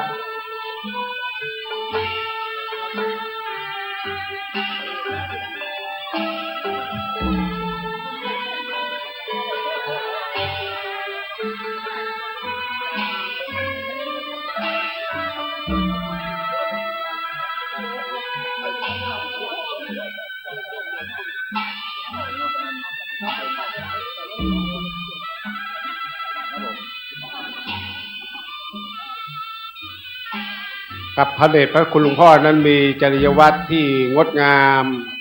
ในเบื้องต้นงดงามในท่ามกลางและก็งดงามในที่สุดผมเองได้มีโอกาสสัมผัสแล้วก็มีโอกาสใกล้ชิดหลายครั้ง30 กว่าปีที่ผมเดินทางมาจากนครสวรรค์มาทำงานอยู่จังหวัดเชียงใหม่เป็นพระสงฆ์รูปแรกที่ผมได้สนองงานแล้วก็รู้จักตอนที่พระเดชพระคุณหลวงพ่อดำรงตำแหน่งเป็นเจ้าคณะอำเภอดอยสะเก็ดมีราชทินนามว่าพระครูมงคลศิลวงศ์ปี 2526 ผมกับต้องนำสภาสังคมสงเคราะห์แห่งประเทศไทยไปศึกษาดูงานใน17 จังหวัดภาคเหนือหมู่บ้านที่ได้รับรางวัลยอดเยี่ยมในโครงการแผ่นดินธรรมแผ่นดินทองก็คือหมู่บ้านลวงเหนืออำเภอดอยสะเก็ดซึ่งเป็นแนวคิดดำริที่พระเดชพระคุณหลวงพ่อพระครูมงคลศิลวงศ์ในสมัยนั้นได้จัดทำขึ้นจนได้รับรางวัลที่1ใน17 จังหวัดปี 2526 สภาสังคมสงเคราะห์แห่งประเทศไทยได้นำคณะไปศึกษาดูงานที่บ้านลวงเหนืออำเภอดอยสะเก็ดจังหวัดเชียงใหม่เป็นครั้งแรกที่กับผมได้พบปะกับพระเดชพระคุณหลวงพ่อนับจากวันนั้นจนถึงวาระสุดท้าย34 ปีผมได้มีโอกาสใกล้ชิดแล้วก็พูดคุยโดยเฉพาะหน้ากุฏิหลวงพ่อนั้นถ้าเป็นที่อื่นก็จะปลูกพวกไม้ดอกไม้ประดับแต่หน้ากุฏิหลวงพ่อนั้นจะปลูกผักไม้ไส้เครือ ผมก็ถามว่าหลวงพ่อทำไมต้องปลูกอย่างนี้บอกเป็นแบบอย่างเรารณรงค์ให้ชาวบ้านปลูกพืชผักที่กินได้เราก็จะต้องปลูกพืชผักที่กินได้ให้เป็นแบบอย่าง โดยเฉพาะผักชนิดหนึ่งที่มีมากที่สุดหน้ากุฏิหลวงพ่อก็คือผักข้าวตองผมเคยเรียนถามนมัสการถามว่าทำไมพระเดชพระคุณหลวงพ่อต้องปลูกผักข้าวตองมากมายขนาดนี้หลวงพ่อบอกว่าเช้ามาเนี่ยจะต้องฉันผักข้าวตองวันละ1 จานถามว่าทำไมต้องฉันผักข้าวตองวันละ1 จานคุณหมอดำรงเชี่ยวศิลป์นะครับบอกว่าผักข้าวตองมีสารในการล้างลำไส้ให้สะอาดจะได้ไม่มาเป็นมะเร็งลำไส้นี่ผมก็ได้ข้อคิดจากพระเดชพระคุณหลวงพ่อที่เวลาไปเยี่ยมเยียนท่านไปนมัสการท่านที่กุฏิที่วัดบุพารามนะครับอันนี้เป็นความงดงามในจริยวัตรที่งดงามภาษิตของท่านง่ายๆอาจารย์ธนพลครับครับมีก็ฉันไม่มีก็เฉยเลยหมดปัญหาหมดความกังวลใช่นะครับภาษิตง่ายๆของพระเดชพระคุณหลวงพ่อพระเทพวิสุทธิคุณก็คือมีก็ฉันไม่มีก็เฉยเลยหมดความกังวลครับก็เรียนเชิญอาจารย์ธนพลต่อเลยครับขอบคุณครับช่วงนี้นะครับพี่น้องสาธุชนนะครับในนามของคณะสงฆ์จังหวัดเชียงใหม่คณะสงฆ์ภาค7นะครับทุกวัดทุกวาขอเจริญพรนะครับทุกท่านได้ร่วมทำบุญนะครับเพื่อน้อมอุทิศถวายแด่หลวงปู่นะครับใครที่จะบูชานะครับเช่าบูชาผ้าไตรนะครับผ้าไตรบางสกุลนะครับแล้วก็หลัวหรือฟืนนะครับซึ่งถือว่าเป็นประเพณีพื้นบ้านล้านนาไทยของเราในทางพระพุทธศาสนาของเรานะครับก็เรียนเชิญในช่วงนี้นะครับช่วงที่ยังไม่ได้เริ่มประกอบพิธีบุญกุศลที่ทุกท่านนะครับตามจิตเจตนาศรัทธาของแต่ละท่านและครอบครัวไม่ว่าจะเป็นทรัพย์สินนะครับ5 บาท10 บาท20 บาท100 บาท50 บาทแล้วแต่เราท่านทั้งหลายบุญกุศลทั้งหลายทั้งมวลนะครับก็เราไม่พึงประมาทว่าบุญนี้เป็นของเล็กน้อยก็เชิญทุกท่านนะครับซึ่งมีคณะกรรมการนะครับฝ่ายรับบริจาคนะครับหลัวฟืนนี่แหละครับแล้วก็ผ้าไตรนะครับบางสกุลนะครับด้านนี้กราบเรียนเชิญทุกท่านนะครับผู้หลักผู้ใหญ่ที่เคารพนับถือทุกท่านพี่น้องศรัทธาสาธุชนทุกท่านนะครับได้ร่วมทำบุญพระเดชพระคุณหลวงปู่พระเทพวิสุทธิคุณกุศลขันธวรมหาเถระอายุ91 พรรษา70ท่านเป็นอดีตเจ้าคณะจังหวัดเชียงใหม่เป็นพระมหาเถระนะครับที่ได้สนองงานในสถาบันชาติศาสนาพระมหากษัตริย์มานมนานอย่างด้วยมีขันติธรรมนะครับบารมีธรรมวิริยะนะครับอย่างสุดยอดนะครับเยี่ยมยอดนะครับเป็นแบบให้กับพระสงฆ์องค์เนรพระลูกพระหลานทั้งหลายพร้อมด้วยเป็นแบบอย่างให้กับพี่น้องประชาชนท่านสาธุชนทุกท่าน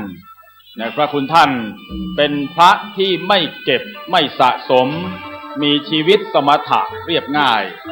เข้าง่ายออกง่ายนะครับพระเดชพระคุณแม้แต่ถึงวัน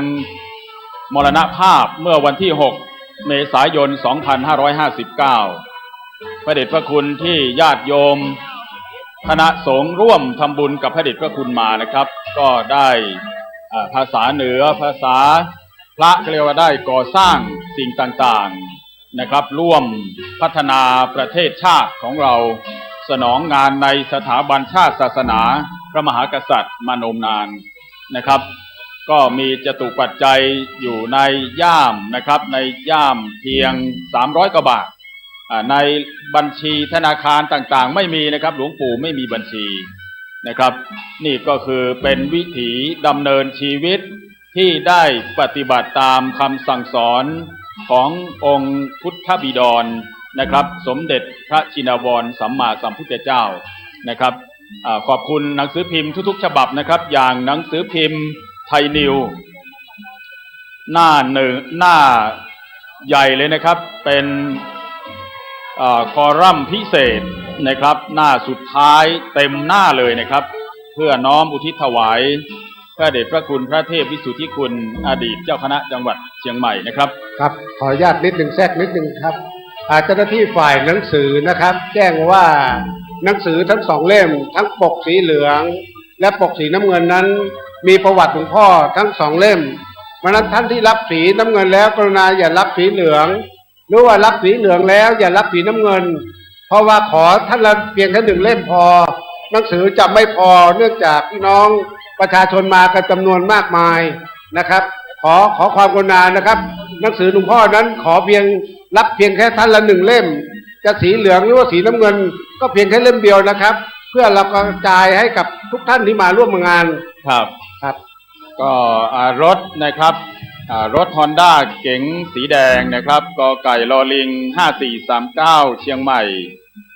แล้วก็อีซูซุสีดำนะครับขอไข่กไก่4671เชียงใหม่นะครับกรุณาให้โชเฟอร์นะครับได้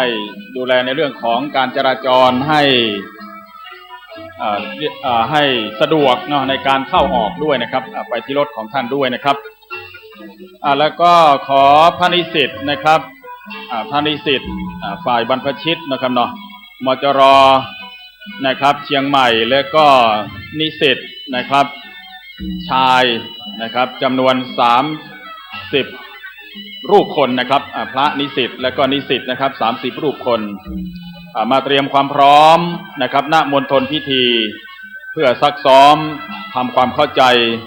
ลำดับพิธีการนะครับในการถือตรปัตรผ้าไตรสัพพทนนะครับนิมนต์แล้วก็เรียนเชิญนะครับพระนิสิตและก็นิสิตนะครับที่ได้แต่งตั้งเป็นคณะกรรมการฝ่ายพิธีการในวันนี้นะครับณที่มณฑลพิธีด้วยนะครับเพื่อความซักซ้อมนะครับโดยพร้อมเพรียงกันด้วยนะครับพระนิสิตของมจรเชียงใหม่ฝ่ายบรรพชิตและก็นิสิตของมจรวิทยาเขตเชียงใหม่ทุกคณะนะครับจำนวน30รูปคนนี่นะครับฝ่ายพิธีการที่จะเป็นผู้สนองงานนะครับพิธีพระราชทานเพลิงศพพระเดชพระคุณหลวงปู่ในวันนี้นะครับมาพบคณะกรรมการฝ่ายพิธีการและกองเลขาจังหวัดนะครับที่เต็นท์มณฑลพิธีนี้ด้วยนะครับพี่น้องศรัทธาสาธุชนที่อยู่ทางบ้านรับฟังอยู่ในขณะนี้นะครับบริเวณใกล้เคียงอำเภอรอบของจังหวัดเชียงใหม่หรือจังหวัดใกล้เคียง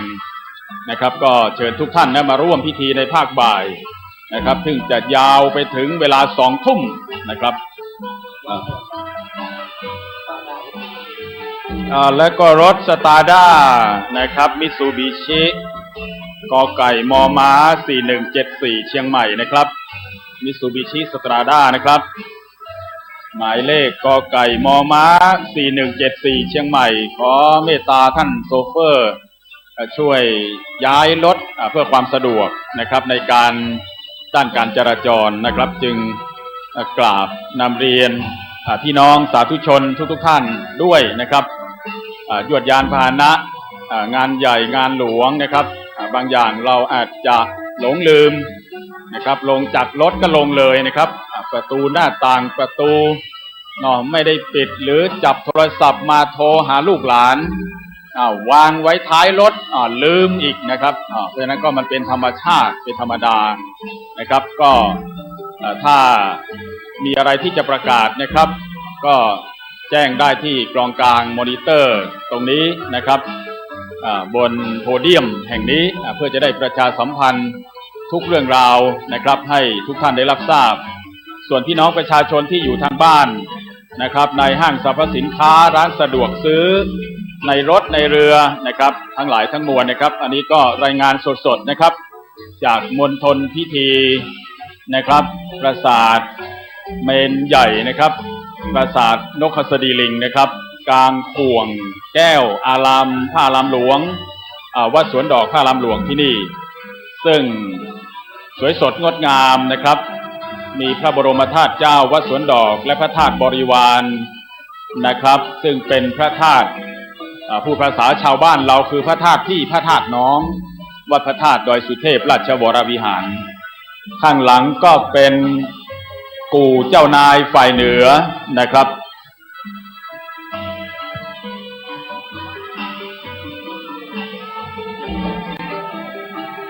ก็ถือว่าสถานที่แห่งนี้เป็นสถานที่ศักดิ์สิทธิ์นะครับเราลั่นทั้งหลายเนี่ยมาสนองพระเดชพระคุณในสถาบันชาติศาสนาพระมหากษัตริย์อย่างบทกลอนพระราชนิพนธ์ของสมเด็จพระเจ้าตากสินมหาราชหนึ่งใน9มหาราชของสยามประเทศไทยของเราทรงรจนาเป็นบทกลอนฝากประชาชนตั้งแต่อดีตจนกระทั่งปัจจุบันนี้เราก็ท่องกันได้ศึกษาเรียนรู้ในสถาบันการศึกษาต่างๆที่วิหารคตวัดอรุณราชวรารามหรือวัดแจ้งกรุงเทพมหานครขออัญเชิญนะครับอันตัวพ่อชื่อว่าพระยาตากทนทุกข์ยากกู้ชาติพระศาสนาถวายแผ่นดินให้เป็นพุทธบูชาแด่พระศาสนาสมณะพระพุทธโคดมให้ยืนยงคงท่วน 5,000 ปีสมณะพราหมณ์ชีปฏิบัติให้พอสมเจริญสมถะวิปัสสนาพ่อชื่นชมถวายบังคมรอยบาทพระศาสดาคิดถึงพ่ออยู่คู่กับเจ้าชาติของเราคงอยู่คู่พระศาสนาพระศาสนายืนยงคู่องค์กษัตราพระศาสดาฝากไว้ให้คู่กันล้นเกล้าล้นกระหม่อมพระบาทสมเด็จพระพุทธยอดฟ้าจุฬาโลกมหาราชรัชกาลที่1แห่งราชวงศ์จักรีปฐมบรมราชโองการที่ว่าตั้งใจจะอุปถัมภกยอยกพระพุทธศาสนาป้องกันขอบคันธเสมารักษาประชาชนและมนตรีล้นเกล้าล้นกระหม่อมพระบาทสมเด็จพระมงกุฎเกล้าเจ้าอยู่หัวรัชกาลที่6ขออัญเชิญบทกลอนพระราชนิพนธ์นะครับเมืองใดไม่มีทหารหารเมืองนั้นไม่นานเป็นข้าเมืองใดไร้จอมพาราเมืองนั้นไม่ช้าอับจนเมืองใดไร้สินโสพลเมืองนั้นไม่พ้นเสื่อมทรามเมืองใดไร้นารีงาม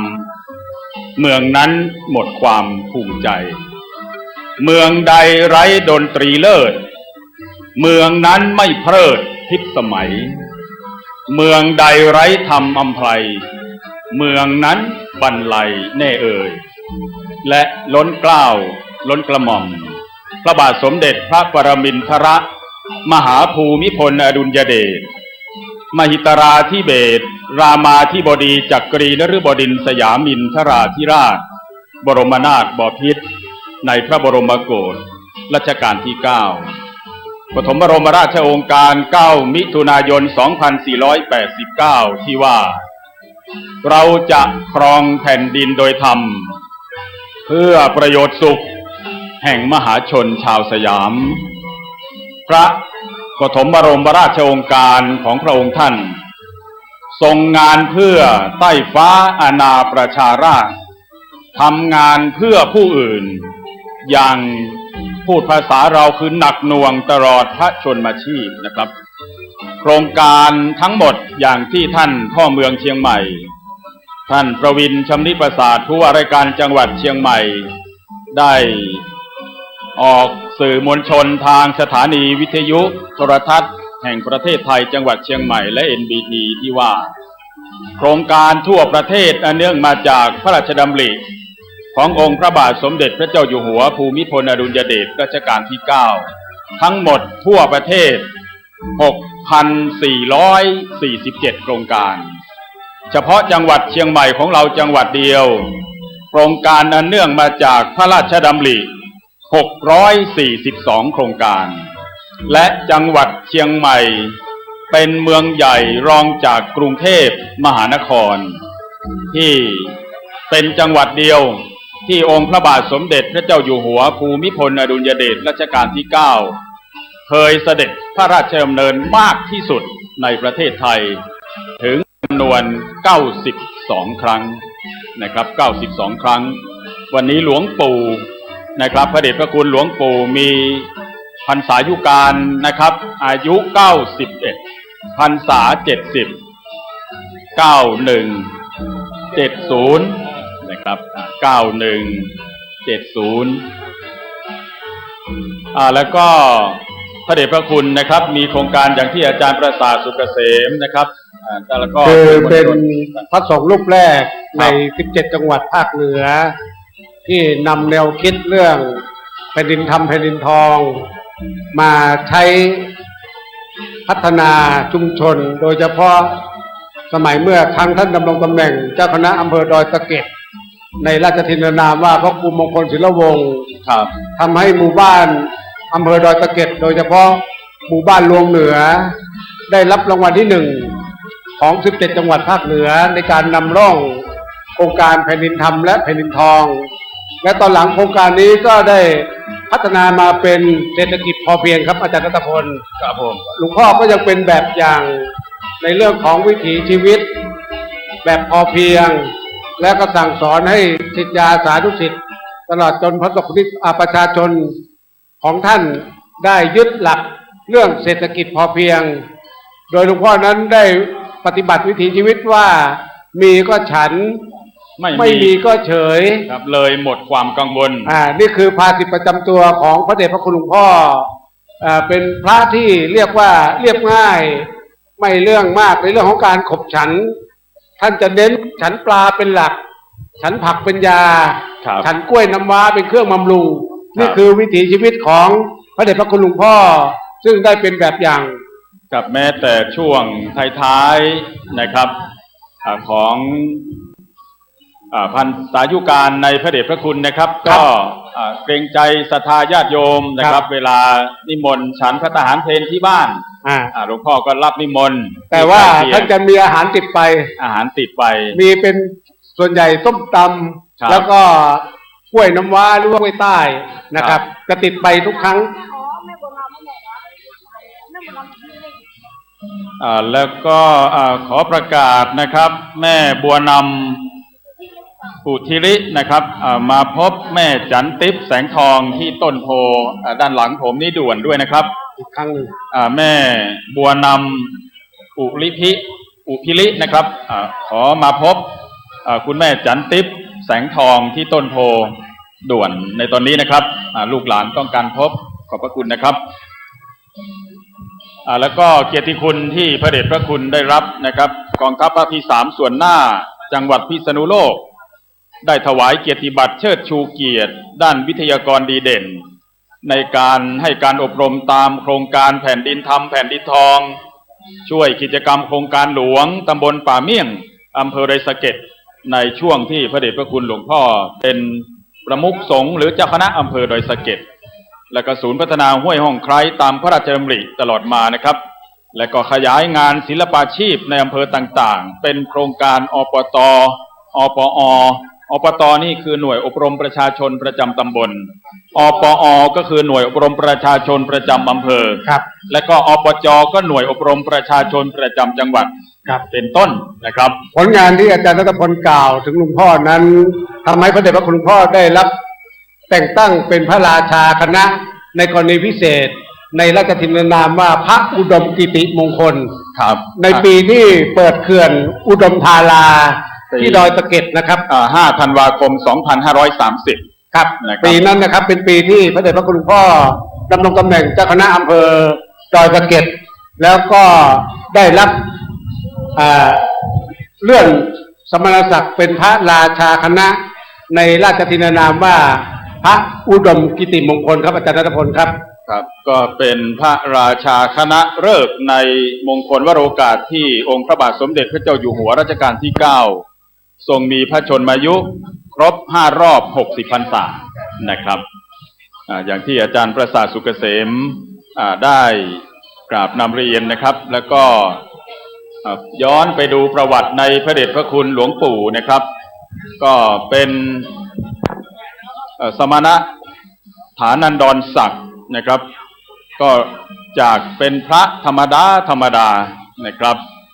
พ.ศ. 2499เป็นพระครูฐานานุกรมที่พระประหลัดนะครับของพระเดชพระคุณพระอภัยสารทะเจ้าคณะจังหวัดเชียงใหม่รูปที่6วัดเชตวันอำเภอเมืองจังหวัดเชียงใหม่ หลังจากนั้นปี 2501 นะครับ 5 ธันวาคม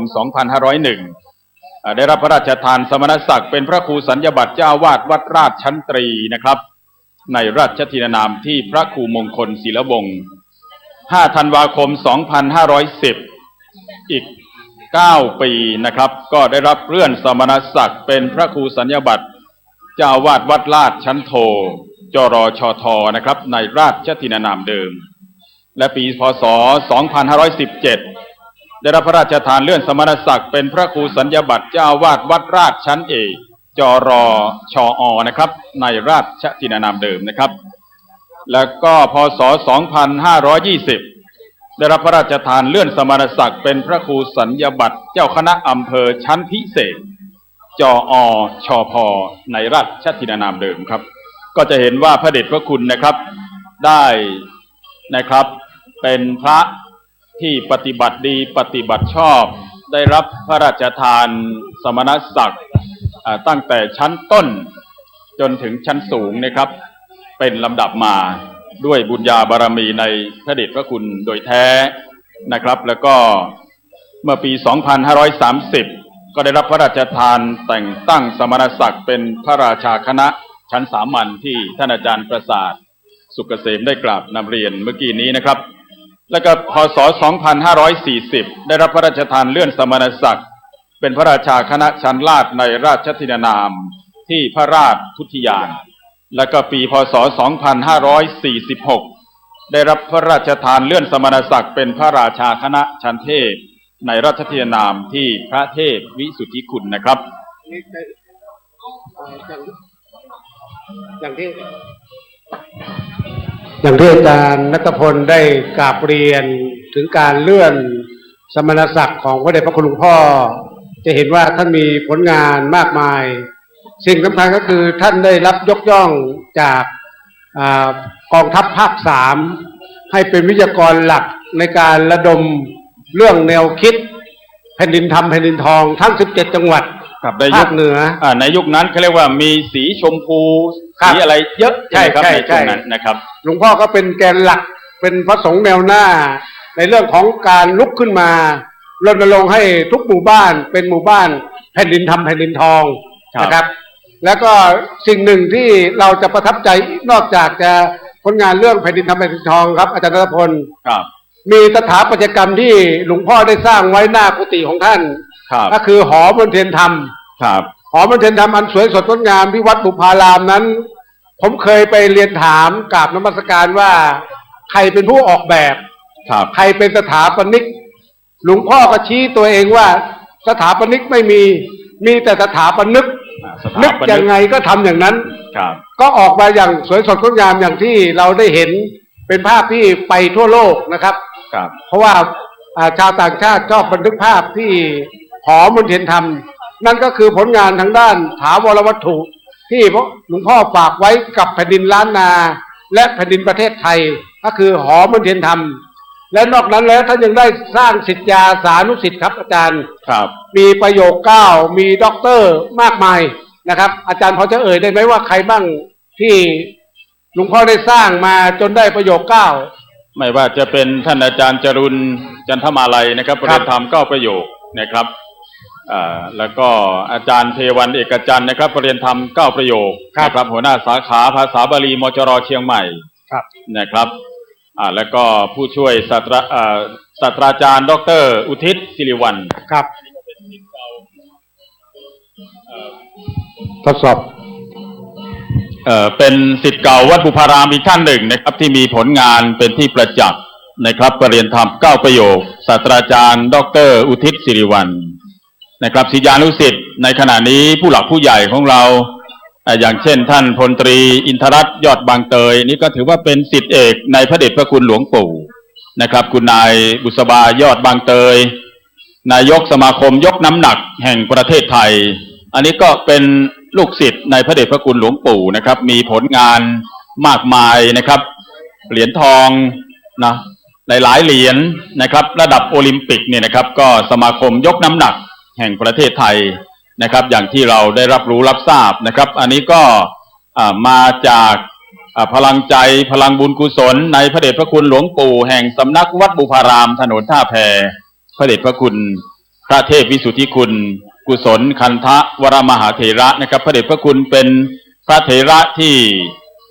หน่วยงานองค์กรต่างๆนะครับได้ถวายโล่เชิดชูเกียรติอย่างปี 2532 สำนักงานศึกษาธิการจังหวัดเชียงใหม่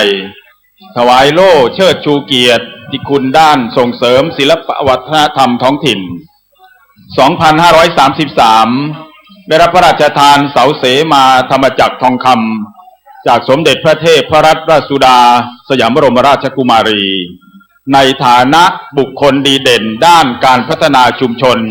โดยใช้หลักธรรมทางพระพุทธศาสนา ปี 2535 สมาคมการศึกษานอกระบบแห่งประเทศไทยถวายโล่เชิดชูเกียรติในฐานะผู้มีผลงานดีเด่นด้านส่งเสริมวิชาชีพการเกษตรสหกรณ์และศิลปาชีพตามแนวพระราชดำรินะครับปี 2535 คณะกรรมการวัฒนธรรมแห่งชาติถวายประกาศเกียรติคุณในฐานะเป็นผู้มีผลงานดีเด่นด้านวัฒนธรรมภาคเหนือล้านนาด้านสาขาพัฒนาคุณภาพชีวิตจังหวัดเชียงใหม่พ.ศ. 2536 มูลนิธิสัพพะวันนิชถวายโล่เกียรติคุณสดุดีในฐานะเป็นผู้อุทิศตนทำคุณประโยชน์แก่ประเทศชาติและพระศาสนาสาขาสาธารณูปโภคพ.ศ. 2536 กระทรวงศึกษาธิการถวายโล่เกียรติคุณในฐานะเป็นผู้จัดบริหารส่งเสริมสนับสนุนแนะนำพัฒนาวัดเป็นอุทยานการศึกษาจังหวัดเชียงใหม่ปี 2536 มหาจุฬาลงกรณราชวิทยาลัยในพระบรมราชูปถัมภ์หรือมหาวิทยาลัยมหาจุฬาลงกรณราชวิทยาลัยในพระพุทธเจ้าหลวงล้นเกล้ารัชกาลที่ 5 พระบาทสมเด็จพระจุลจอมเกล้าเจ้าอยู่หัวทรงสถาปนาเมื่อพ.ศ. 2430 นะครับ 2536 มจร.ได้ถวายปริญญาพุทธศาสตร์สดีบัณฑิตกิตติมศักดิ์นะครับคือปริญญาเอกสาขาสังคมศาสตร์ปีพ.ศ. 2538 สภาการฝึกหัดครูสถาบันราชภัฏเชียงใหม่ปัจจุบันคือมหาวิทยาลัยราชภัฏเชียงใหม่ได้ถวายปริญญาศิลปศาสตร์บัณฑิตกิตติมศักดิ์สาขาการพัฒนาชุมชนพ.ศ. 2550 สถาบันวัฒนธรรมราชมงคลเฉลิมพระเกียรติมหาวิทยาลัยเทคโนโลยีราชมงคลธัญบุรีถวายรางวัลราชมงคลสรรเสริญเป็นผู้มีผลงานดีเด่นด้านวัฒนธรรมนะครับอันนี้ก็โล่และเกียรติคุณที่พระเดชพระคุณได้รับจากสถาบันองค์กรต่างๆนะครับ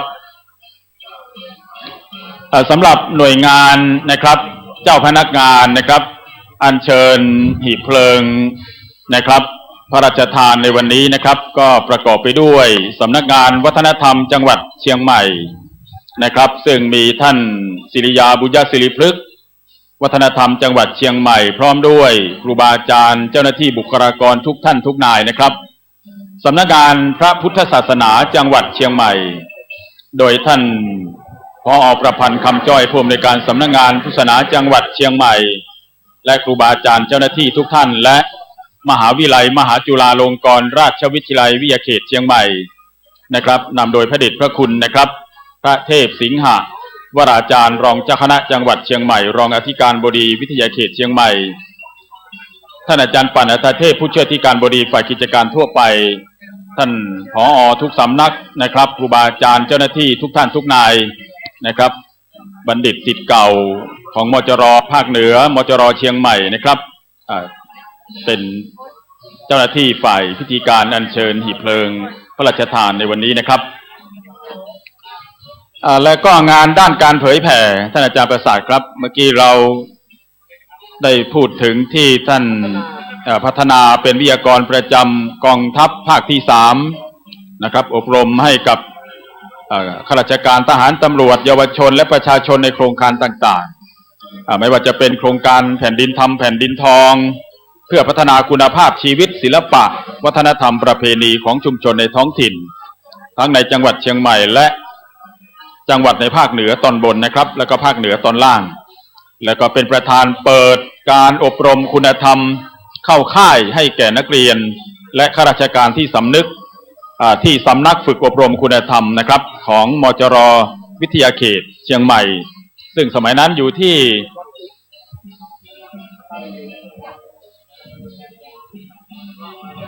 ทดสอบตั้งอยู่ที่วัดอุโมงค์ส่วนพุทธธรรมนะครับหลวงพ่อไปเป็นวิทยากรโดยตลอดซึ่งค่ายคุณธรรมวัดอุโมงค์นั้นเป็นการทำงานร่วมกัน3ฝ่ายมีมหาวิทยาลัยมหาจุฬาลงกรณราชวิทยาลัยวิทยาเขตเชียงใหม่ร่วมกับพุทธนิคมและพุทธสมาคมจังหวัดเชียงใหม่ในการอบรมนักเรียนและก็ข้าราชการทุกภาคส่วนพระเดชพระคุณหลวงพ่อพระเทพวิสุทธิคุณนั้นไปเป็นวิทยากรไปเป็นประธานเปิดปิดอยู่นับครั้งไม่ถ้วนนะครับและท่านก็บอกว่าชื่นชมงานเกี่ยวกับค่ายคุณธรรมที่วัดอุโมงค์ซึ่งจัดโดยมหาวิทยาลัยมหาจุฬาลงกรณราชวิทยาลัยวิทยาเขตเชียงใหม่ร่วมกับพุทธนิคมและพุทธสมาคมจังหวัดเชียงใหม่ซึ่งดำเนินการเป็นที่ยอมรับแม้แต่ครั้งนั้นพระท่านนายกรัฐมนตรีท่านชวนหลีกภัยท่านได้ทราบข่าวว่าจังหวัดเชียงใหม่มีการอบรมเรื่องของคุณธรรมจริยธรรมท่านมาภารกิจที่เชียงใหม่ไม่มีแผนว่าจะต้องไปที่ค่ายคุณธรรมแต่เมื่อทราบว่ามีการอบรม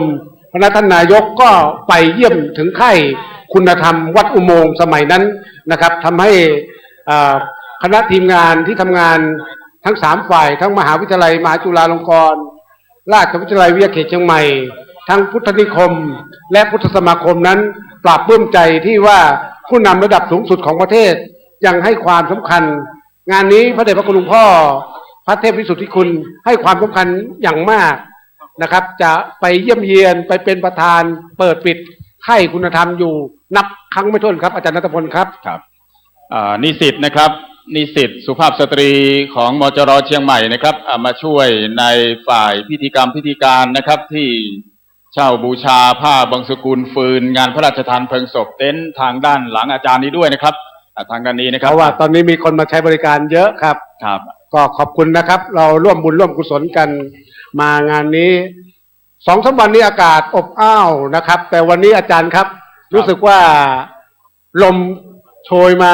เย็นสบายเราก็หวั่นวิตกเลยเอาพัดลมแอร์นะครับมาตั้งหลายจุดด้วยกันแต่แทบไม่ต้องใช้ในบรรยากาศภาคบ่ายวันนี้มีลมโชยมาตลอดในวันนี้นั่นก็คือนับว่าเป็นบุญของพวกเรานะครับที่จะได้ร่วมงานพิธีพระราชทานเพลิงศพในภาคบ่ายวันนี้นะครับเก้าอี้อาจจะไม่พอต้องกราบขออภัยเพราะว่าทีมที่จัดนั้นคาดการไม่ถึงว่าจะมีพี่น้องประชาชนมาจำนวนมากมายแต่ถ้าเกิดว่าข้างล่างเต็มไม่สามารถที่จะหาที่นั่งได้ผมขอกราบเรียนเชิญบนพระวิหารหลวงนะครับก็ได้ครับมีเก้าอี้รองรับอยู่ข้างบนมากมายนะครับเช่นเดียวกันนะครับครับข้างบนพระวิหารนี่ถ้านั่งพระเพียบเนาะก็เป็นในเมตตาบารมีธรรมครูบาเจ้าศรีวิชัยนักบุญอมตะแห่งล้านนาพร้อมคณะสงฆ์และทางการบ้านเมืองสาธุชนในยุคสมัยนั้นนะครับนั่งได้เป็นหมื่นๆเป็นมหาวิหารจริงๆครับอาจารย์ประสานขึ้นเป็นโบราณสถานและมีเสาทั้งหมด56ต้นทำไมต้องใช้เสา56ต้นครับอาจารย์ครับก็เป็นท่านอาจารย์ประสานมีข้อมูลในเป็นหลักของพุทธคุณหรือเปล่าพุทธคุณ56ประการครับเป็นพระวิหารที่ใหญ่มาก13ห้องนะครับเป็นพระวิหารที่ใหญ่ที่สุดในแผ่นดินล้านนาที่เราเห็นอยู่ทางด้านซ้ายมือของท่านนะครับนี่ก็สามารถขึ้นไปนั่งได้ถ้าเกิดว่าข้างล่างไม่พอครับแต่ข้างบนก็นั่งเก้าอี้ครับอาจารย์ครับเพราะว่าเราจัดเก้าอี้ไว้อยู่นะครับวันนี้ทางฝ่ายจัดสถานที่มาให้กับผมกับอาจารย์ณพลได้กราบเรียนกับท่านผู้มีเกียรติถ้าบริเวณมณฑลข้างล่างเต็มนะครับก็บนพระวิหารก็ยินดีนะครับเราขึ้นไปนั่งได้เลยครับขอบพระคุณทุกท่านนะครับตอนนี้ฝ่ายบริการอำนวยความสะดวกเรื่องของผ้าไตรเรื่องของฟืนนะครับก็ยังบริการไปเรื่อยๆเราจะปิดบริการก็ต่อเมื่อ เริ่มพิธีทอดผ้าไตรบังสกุลนะครับนิสิตนะครับของมจร.เชียงใหม่เรานะครับที่ทุกท่านนะครับส่วนที่อีกส่วนหนึ่งนะครับไปช่วยในการจัดหนังสือด้วยนะครับที่ศาลา700 ปีเชียงใหม่นะครับศาลา700 ปีครบ700 ปีเชียงใหม่อยู่ด้านทิศตะวันออกเนี่ยนะครับเชิญนิสิตนะครับฝ่ายคฤหัสถ์และบรรพชิตนะครับช่วยจัดหนังสือเพื่อความเป็นระเบียบเรียบร้อยดีงามเป็นบุญกุศลร่วมกันข้าอาจารย์ประสาทครับขอความกรุณาว่าขอท่านรับเพียงแค่1 เล่มนะครับเราไม่สามารถจะเอื้อให้ท่าน2 หรือ 3 เล่มได้และหนังสือจะมีปกสีอยู่2 เล่ม2 สีนะครับสีน้ำเงินหรือว่าสีเหลืองเนี่ยข้างในเหมือนกันหมดครับท่านรับเล่มใดเล่มหนึ่งนะครับกรุณาอย่ารับทั้ง2 เล่มเพราะว่าเนื่องจากพี่น้องประชาชนมาจำนวนมากเรากลัวหนังสือจะไม่พอทั้งที่เราพิมพ์จำนวนมากแต่ว่า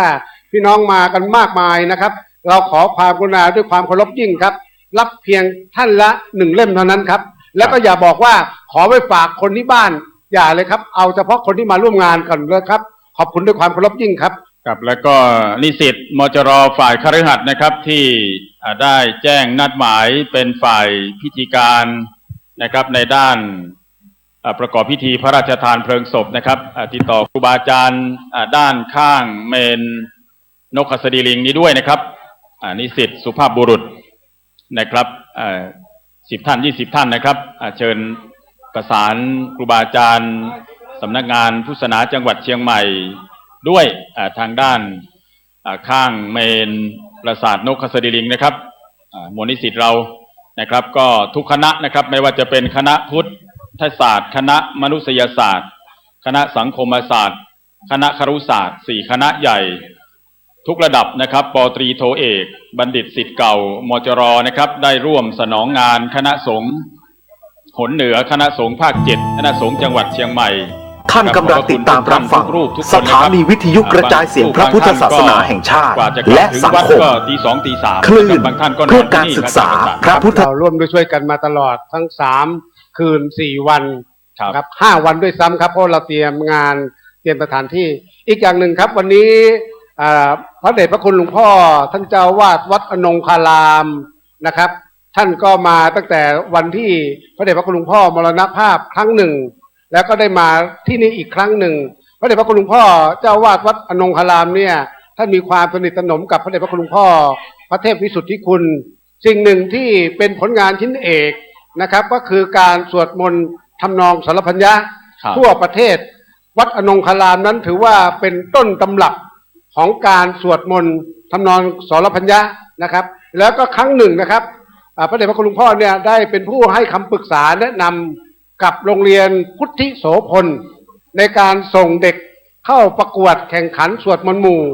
ปรากฏว่าอาจารย์ณัฐพลทราบไหมว่าโรงเรียนพุทธิโสพลสามารถชนะเลิศในระดับประเทศ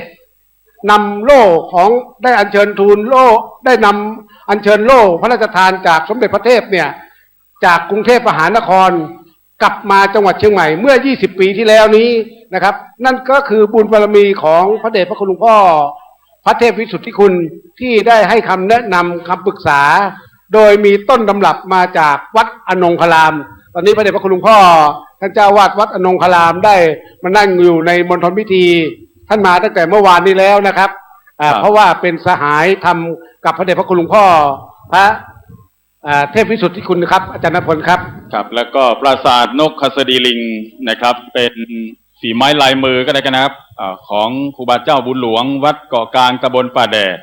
อำเภอเมืองจังหวัดเชียงใหม่พร้อมด้วยศิษยานุศิษย์นะครับซึ่งนกหัสดีลิงนี้ก็เป็นพาหนะนะครับสู่สุคติสวงสวรรค์ทิพยวิมานนะครับแล้วก็เข้าสู่ห้องอมตะมหาเนรพานนี่นะครับหรือนิพพานอันสูงสุดในทางพุทธศาสนาตามความเชื่อของคนล้านนานะครับซึ่งในมหาเวสสันดรชาดกได้กล่าวถึงบรรดาสัตว์ทั้งหลายทั้งสัตว์ไม่มีเท้าสัตว์2 เท้าและก็สัตว์4 เท้าในหิมพานต์ไว้มากมายสำหรับสัตว์ประเภทนกเพราะนั้นก็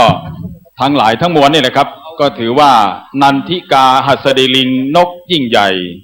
ประธานไซส์ในกลุ่ม ชะอุ่มศรีมีนกอื่นร่วมมากงามตามคดี ย่อมร้องชี้ชวนพระเวทวิเศษใดนะครับอันนี้ก็บทกลอนนะครับในตำรานะครับของมหาเวสสันดรชาดกนะครับจันทร์ประสาทมีอะไรที่จะประชาสัมพันธ์ครับพอดีมีลูกหลานของพระเดชพระคุณหลวงพ่อที่เคารพหลวงพ่อมากครับบอกว่าวันนี้ได้นำพระบรมสารีริกลักษณ์ของพระบาทสมเด็จพระปรมินทรมหาภูมิพลอดุลยเดชและพร้อมกับหนังสือคำสอนของพ่อนะครับจำนวน500 ชุดอยากจะแจกให้กับทุกท่านนะครับที่มาร่วมในพิธีวันนี้ท่านปรึกษาผมว่าจะแจกตอนไหนอาจารย์ณัฐพลผมว่าเราให้นิสิตของเราเดินแจกเลยดีกว่ามั้งครับอาจารย์ครับครับเดี๋ยวตอนช่วงที่ได้วางดอกไม้จันทร์วางดอกไม้จันทร์นะครับวางดอกไม้จันทร์เราก็จะนำหนังสือกับพระบรมสารีริกลักษณ์นะครับจำนวน500 ชุดนะครับครับแล้วก็เอาไว้แจกตอนนั้นนะครับพระเดชพระคุณหลวงปู่พระเทพวิสุทธิคุณนะครับเวลาเราเข้าพบท่านนะครับในขณะที่มีชีวิตอยู่ท่านก็จะทักทายปราศัยยิ้มแย้มแจ่มใสท่านบอกว่าณัฐพลนะครับคนเรานะครับถ้าลกหญ้าดีกว่าลกคนนะครับลกหญ้าดีกว่าลกคนถ้าเธอเนี่ยนะครับท้อแท้วิถีชีวิตดำเนินเมื่อใดคนเรามันมีสิทธิ์ท้อแท้พระเดชพระคุณหลวงปู่กล่าวอย่างนี้นะครับมีสิทธิ์ท้อแท้มีสิทธิ์ผิดพลาดผิดถูกเป็นธรรมดาของมนุษย์ปุถุชนเราถ้าท้อแท้เมื่อไหร่นำธรรมะคำสอนในพุทธศาสนาไปประพฤติปฏิบัติทานศีลภาวนาแล้วก็อย่าลืมบทเพลงความฝันอันสูงสุดขององค์พระบาทสมเด็จพระเจ้าอยู่หัวภูมิพลอดุลยเดชรัชกาลที่9ซึ่งทรงพระราชนิพนธ์เมื่อปี2514ณัฐพลเธออย่าลืมนะหลวงปู่ฝากไว้อย่างนี้นะครับขออัญเชิญนะครับจะมี4ขอ4จัก4ไม่แล้วก็มี5ท่อนเป็นบทคาถาที่แปลกกว่าบทเพลงอื่นๆบทเพลงอื่นก็จะมีอยู่ประมาณ4ท่อนแต่นี่มี5นะครับความฝันอันสูงสุดที่หลวงปู่ได้นำบทเพลงพระราชนิพนธ์ของในหลวงรัชกาลที่9มาบอกพี่น้องประชาชนผมก็จึงอัญเชิญมาบอกต่อนะครับ4ขอ4จัก4ไม่ถ้าเราท้อถอยท้อแท้เมื่อไหร่ขอฝันใฝ่ในฝันอันเหลือเชื่อขอสู้ศึกทุกเมื่อไม่หวั่นไหวขอทนทุกข์รุกโรมห่มกายใจขอฝ่าฟันผองภัยด้วยใจทะนงจะแน่วแน่แก้ไขในสิ่งผิดจะรักชาติจนชีวิตเป็นผุยผงจะยอมตายหมายให้เกียรติดำรงจะปิดทองหลังองค์พระปฏิมาไม่ท้อถอยคอยสร้างสิ่งที่ควรไม่เรรวนภวะผวังคิดกังขาไม่เคืองแค้นน้อยใจในโชคชะตาไม่เสียดายชีวาถ้าสิ้นไปนี่คือปณิธานที่หันมุ่งหมายพดุงยุติธรรมอันสดใสถึงทนทุกข์ทรมานนานเท่าใดยังมั่นใจรักชาติองค์อาจครันโลกมนุษย์ย่อมจะดีกว่านี้แน่เพราะมีผู้ไม่ยอมแพ้แม้ถูกหยัน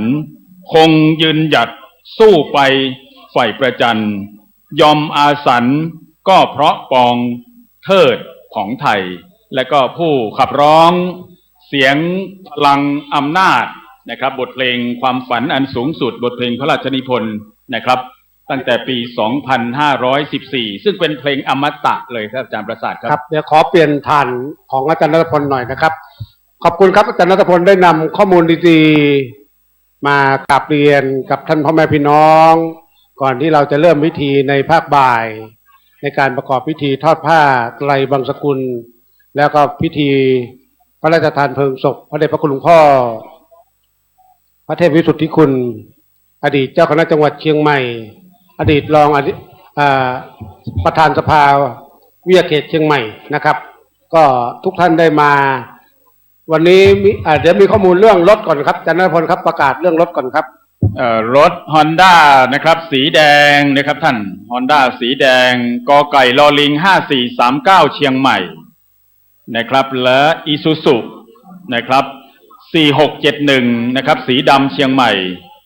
ขอเมตตาเจ้าของรถหรือท่านโซเฟอร์หรือลูกหลานนะครับช่วยย้ายนิดนึงนะครับอาจจะกีดขวางทางจราจรเล็กน้อยนะครับขอเมตตาด้วยนะครับHonda สีแดงกไก่ลอลิง5439เชียงใหม่นะครับแล้วก็ Isuzu 4671สีดำเชียงใหม่นะครับขอเมตตาท่านโซเฟอร์หรือลูกหลานนะครับของคุณพ่อคุณแม่ช่วยย้ายรถให้นิดนึงนะครับกราบขอบพระคุณนะครับในนามของฝ่ายพิธีกรรมพิธีการเพื่อความเป็นระเบียบเรียบร้อยสมพระเกียรติยศขององค์พระบาทสมเด็จพระปรมินทรมหาภูมิพลอดุลยเดชรัชกาลที่9สถาบันพระมหากษัตริย์เจ้านะครับและสมณฐานันดรศักดิ์และก็มณฑลพิธีแห่งนี้ครับท่านอาจารย์ประสาทมณฑลพิธีวัดสวนดอกพระรามหลวงนี้นะครับเป็นสวนดอกไม้ครับชื่อเดิมก็คือวัดบุพารามบุพารามก็คือบุผานะครับไม่ใช่บุพาครับบุพารามนั้นท่าแพแต่ถ้าบุพารามนี่สวนดอกครับสวนดอกไม้ที่ได้น้อมอุทิศถวายนะครับสร้างนะครับเป็นวัดในบวรพุทธศาสนานะครับและมณฑลพิธีตรงนี้นะครับที่จะใช้ประกอบพิธีพระราชทานเพลิงศพนั้นมี3บุคคลด้วยกันนะครับ3ฝ่ายท่านแรกก็คือต้องเป็นเจ้าอาวาสวัดสวนดอกที่มรณภาพนะครับลงก็จะใช้ตรงนี้2ก็คือพระสงฆ์ที่ดำรงตำแหน่งเป็นเจ้าคณะจังหวัดเชียงใหม่และ3เจ้านายฝ่ายเหนือผู้สืบทายาทผู้เจ้าครองนครเชียงใหม่นะครับจันทพลครับ3ฝ่ายเท่านั้นที่มีสิทธิ์ใช้ตรงนี้บุคคลอื่นไม่มีสิทธิ์นะครับตามแนวคิดและความเชื่อตรงนี้นะครับจันทพลครับจึงเป็นเมนหลวงนะครับครับถ้าที่เป็นกรุงเทพมหานครท้องพระเมรุหรือสนามหลวงครับนะครับเช่นเดียวกันนะครับอันนี้ก็เป็นสถานที่ศักดิ์สิทธิ์นะครับมีพระบรมธาตุเจ้านะครับมีอธิธาตุครูบาเจ้าศรีวิชัยมีพระพุทธเจ้าข้าคิงบนพระวิหารหลวงเนี่ยแหละครับแล้วก็มีพระเจ้าเก้าตื้อครับโดยเฉพาะพระเจ้าเก้าตื้อเป็นพระพุทธรูปศิลปะระหว่างเชียงแสงบวกกับสุโขทัยเลยเป็นพระพุทธรูปที่งดงามที่สุดในแผ่นดินล้านนานะครับครับหล่อด้วย8ท่อนนะครับครับสวยสดงดงามศักดิ์สิทธิ์ครับอาจารย์ครับแล้วก็ในหนังสือที่ระลึกนะครับงานพระราชทานเพลิงศพนะครับก็มีสำนึกในพระมหากรุณาธิคุณนะครับอันนี้ก็คณะสงฆ์วัดบุพารามคณะศิษยานุศิษย์ศรัทธาประชาชนและคณะญาตินะครับมีคำปรารภจากท่านอาจารย์พระมหาดวงรัตน์ธิตรัตโนประเรียนธรรม9ประโยคพุทธศาสตร์มหาบัณฑิตอาจารย์ประจำมจร.วิทยาเขตเชียงใหม่และเจ้าอาวาสวัดบุพารามท่านปัจจุบันนะครับแล้วก็คันทะวรเถรานุสรณ์นะครับอันนี้ก็เจ้าพระคุณนะครับสมเด็จพระมหารัชมังคลาจารย์ผู้ปฏิบัติหน้าที่สมเด็จพระสังฆราชเจ้าวาดวัดปากน้ำภาษีเจริญกรุงเทพมหานครนะครับก็ได้อัญเชิญพุทธภาษิตนะครับอัจจยันติอโหรัตตาชีวิตังอุปรุชชันติอายุขียติมัจจานังกุณณทีนังวะโอทกังนะครับแปลได้ใจความว่าวันคืนย่อมร่วงไปชีวิตย่อมหมดไปอายุของสัตว์ย่อมสิ้นไปเหมือนน้ำแห่งแม่น้ำน้อยฉะนั้นนะครับและก็ในตอนท้าย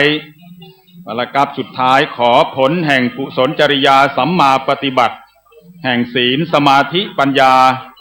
ที่ท่านเจ้าคุณพระเทพวิสุทธิคุณกุศลคันธวโรได้สั่งสมอบรมมาพร้อมทั้งพระรานิสงฆ์แห่งทักษิณานุปทานกิจ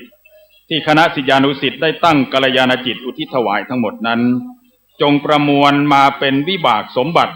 สุภาวิบูลย์มนูนพูนผลส่งเสริมเพิ่มบารมีธรรมให้ท่านเจ้าคุณพระเทพวิสุทธิคุณโดยสมควรแห่งคติวิสัยในสัมปรายภพ สมดังเจตนาปรารภทุกประการสมเด็จพระมหารัชมังคลาจารย์ผู้ปฏิบัติหน้าที่สมเด็จพระสังฆราชครับอาจารย์ประสาทครับครับผม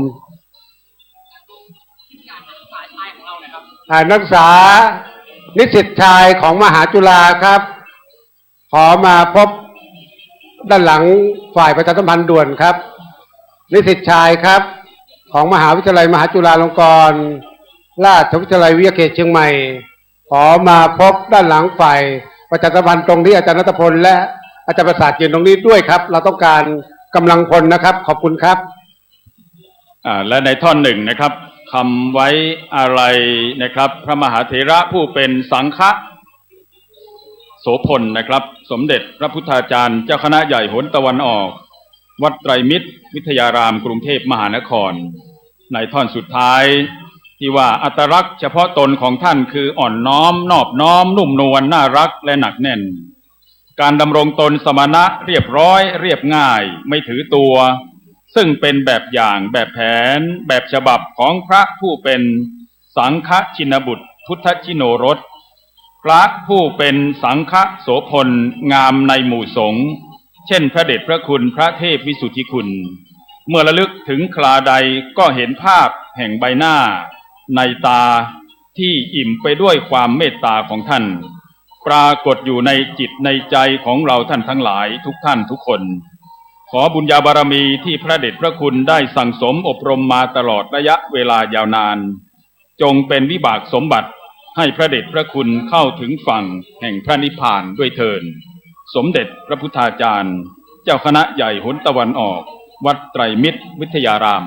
กรุงเทพมหานครครับเจ้าคณะใหญ่หนตะวันออกเมื่อวันก่อนนี้นะครับก็ไม่มาเป็นประธานในพิธีทักษิณานุปทานครับอาจารย์ณัฐพลครับเพราะตอนที่ครั้งหนึ่งครับท่านได้มาจำพรรษาอยู่ที่วัดอุปารามกับหลวงพ่อมาช่วยสองประโยคเก้านะครับสอนประเด็นที่วัดอุปารามครับท่านปรารภอย่างนั้นนะครับอาจารย์ครับขอเรียนเชิญท่านพันเอกพิเศษนเรศจิตรักษ์ทางด้านนี้ได้แล้วนะครับอีกสักครู่เราก็จะได้เริ่มพิธีการนะครับซึ่งท่านจะได้เป็นวิทยากรหลักในภาคบ่ายของการประกอบพิธีพระราชทานเพลิงนะครับกับเรียนเชิญท่านอาจารย์พันเอกพิเศษนเรศจิตรักษ์กองทัพบกนะครับในฐานะที่เราท่านทั้งหลายเคารพนับถือท่านถือว่าเป็นอาจารย์ใหญ่นะครับเป็นอาจารย์ใหญ่ของพวกเราทุกคนทุกท่านนะครับในการร่วมประกอบพิธีบำเพ็ญนะครับสนองงานในพระเดชพระคุณสถาบันชาติศาสนาพระมหากษัตริย์นะครับในโอกาสนี้กระผมในนามของคณะกรรมการฝ่ายพิธีกรรมพิธีการพิธีกรในนามของคณะสงฆ์ทางการบ้านเมืองนะครับกราบเรียนเชิญท่านอาจารย์ด้วยความเคารพขอรับกับผมกับผมกับอาจารย์ณัฐพลก็ได้ทำหน้าที่มาสักพักแล้วนะครับร่วมโดยช่วยกันเพื่อสนองงานกับคณะสงฆ์แล้วก็เพื่อกราบเรียนในบางสิ่งบางอย่างที่เป็นข้อมูลให้กับท่านผู้มีเกียรติที่เคารพได้ทราบนะครับต้องขอบคุณท่านอาจารย์ณัฐพล ลึกสิงแก้วอาจารย์ประจำคณะครุศาสตร์มหาวิทยาลัยมหาจุฬาลงกรณราชวิทยาลัยวิทยาเขตเชียงใหม่ที่ได้ช่วยกันตั้งแต่เช้าแล้วก็ช่วยกันมาตลอดหลายวันแล้วนะครับตลอดของการที่ได้เคลื่อนสรีระของพระคุณหลวงพ่อจากวัดอุปารามมายังมณฑลพิธีตรงนี้วัดสวนดอกพระอารามหลวงนะครับก็ต่อไปก็จะเป็นหน้าที่ของฝ่ายอนุสาสนาจารย์มณฑลทหารบกที่33นะครับได้ทำหน้าที่ตรงนี้สืบต่อไปผมก็จะไปทำหน้าที่ตรงอื่นต่อเราร่วมด้วยช่วยกันอย่างนี้นะครับขอเรียนเชิญครับทีมงานทางฝ่ายมณฑลทหารบกที่33แล้วก็ท่านพันเอกพิเศษนเรศจิตรักษ์ซึ่งเป็นปรมาจารย์ของพวกเรานะครับในการทำหน้าที่ฝ่ายพิธีกรครับเชิญเลยครับท่านครับ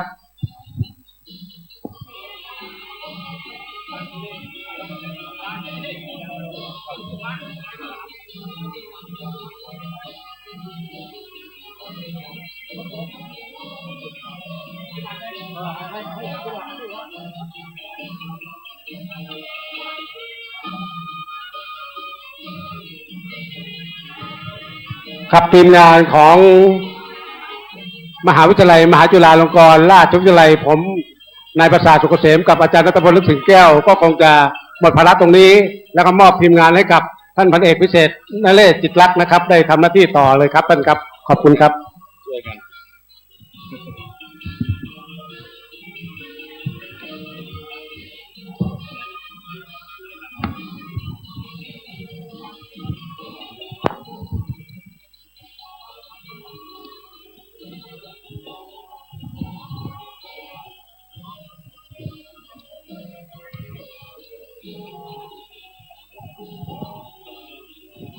ครับขอ